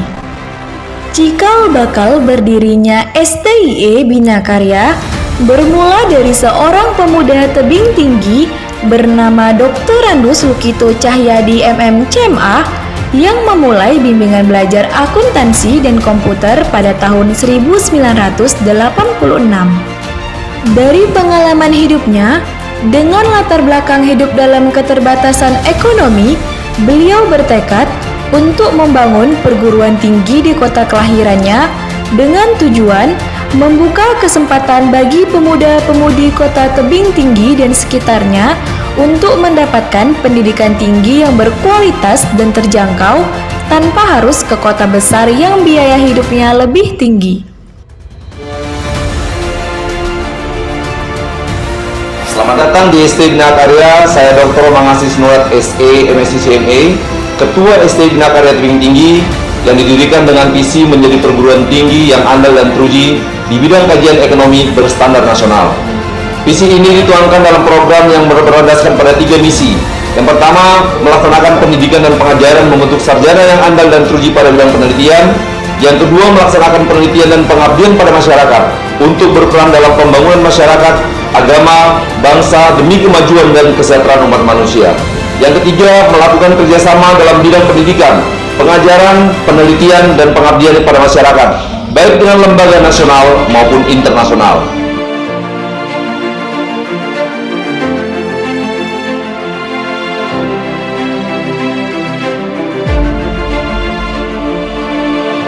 Dengan tekadnya yang kuat, Dr. Andus Lukito Cahyadi MM CMA selaku Ketua Yayasan Bina Karya berhasil mendirikan STIE Bina Karya pada tahun 2001. Berkomitmen ingin selalu memberikan pendidikan yang berkualitas, STIE Bina Karya terus berkembang dan pada saat ini STIE Bina Karya sudah memiliki 3 kampus yang terletak di pusat kota, yakni Kampus 1 terletak di Jalan Badak nomor 2424A yang berdiri pada tahun 2001. Kampus 2 terletak di Jalan Sisingamangaraja nomor 8888A yang berdiri pada tahun 2009. Kampus 3 terletak di Jalan Diponegoro Simpang Rambung yang berdiri pada tahun 2012. Dan pada tahun 2017 sudah memiliki lahan seluas 10.000 meter persegi yang dipersiapkan untuk membentuk Universitas Bina Karya. STIE Bina Karya memiliki 2 program studi, yaitu S1 Manajemen yang berkonsentrasi di bidang kewirausahaan, manajemen investasi, manajemen perusahaan, dan manajemen sistem informasi. D3 Akuntansi yang berkonsentrasi di bidang akuntansi komputer, akuntansi perpajakan, dan akuntansi manajemen. Dan saat ini, STIE Bina Karya sudah memiliki program studi baru, yaitu S1 Bisnis Digital yang akan dijalankan pada tahun 2021 dengan harapan disusul pembukaan program studi S2 Magister Manajemen. Sampai saat ini, jumlah mahasiswa aktif di STIE Bina Karya sudah mencapai sekitar 2.000 mahasiswa dengan jumlah alumni sebanyak 2.495 alumni. STIE Bina Karya telah bekerja sama dengan berbagai perusahaan dan institusi negeri maupun swasta, serta universitas dalam negeri hingga universitas luar negeri. Hal ini dilakukan untuk membekali lulusan STIE Bina Karya dengan wawasan dan keterampilan yang diperlukan dalam dunia industri. STIE Bina Karya memberikan kesempatan bagi mahasiswa yang berprestasi dengan menyediakan 3 jalur beasiswa yang bisa kamu ajukan, yakni beasiswa dari LL Dikti 1, beasiswa dari Pemko Tebing Tinggi, dan beasiswa belajar mahasiswa dari Yayasan STIE Bina Karya. Dengan rata-rata 200 mahasiswa telah mendapatkan beasiswa tersebut setiap tahunnya. Selain itu, STIE Bina Karya juga memiliki berbagai jaringan organisasi kampus sebagai wadah mahasiswa dalam memperluas wawasan berorganisasi, jejaringan, dan penyaluran bakat. Mahasiswa STIE Bina Karya telah menghasilkan banyak prestasi mulai dari tingkat regional kota, provinsi, hingga tingkat nasional. Berbagai prestasi juga dicapai oleh STIE Bina Karya beserta dosen-dosennya. Hingga yang menjadi kebanggaan ialah alumni-alumni STIE Bina Karya yang sukses berkarir di berbagai instansi baik negeri atau swasta, dan yang menjadi wirausaha. Ini menjadi bukti bahwa alumni STIE Bina Karya berdaya saing tinggi dan berkompeten dalam memenuhi permintaan pasar atau industri kerja.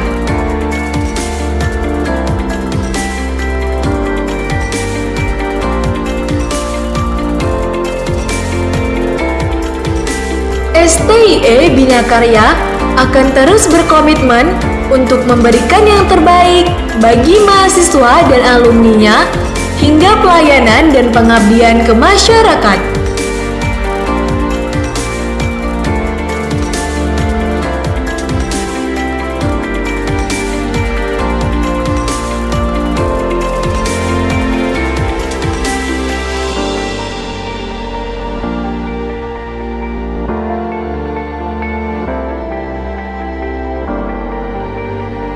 Bergabunglah bersama kami STIE Bina Karya Tebing Tinggi, Smart Center for the Smart People.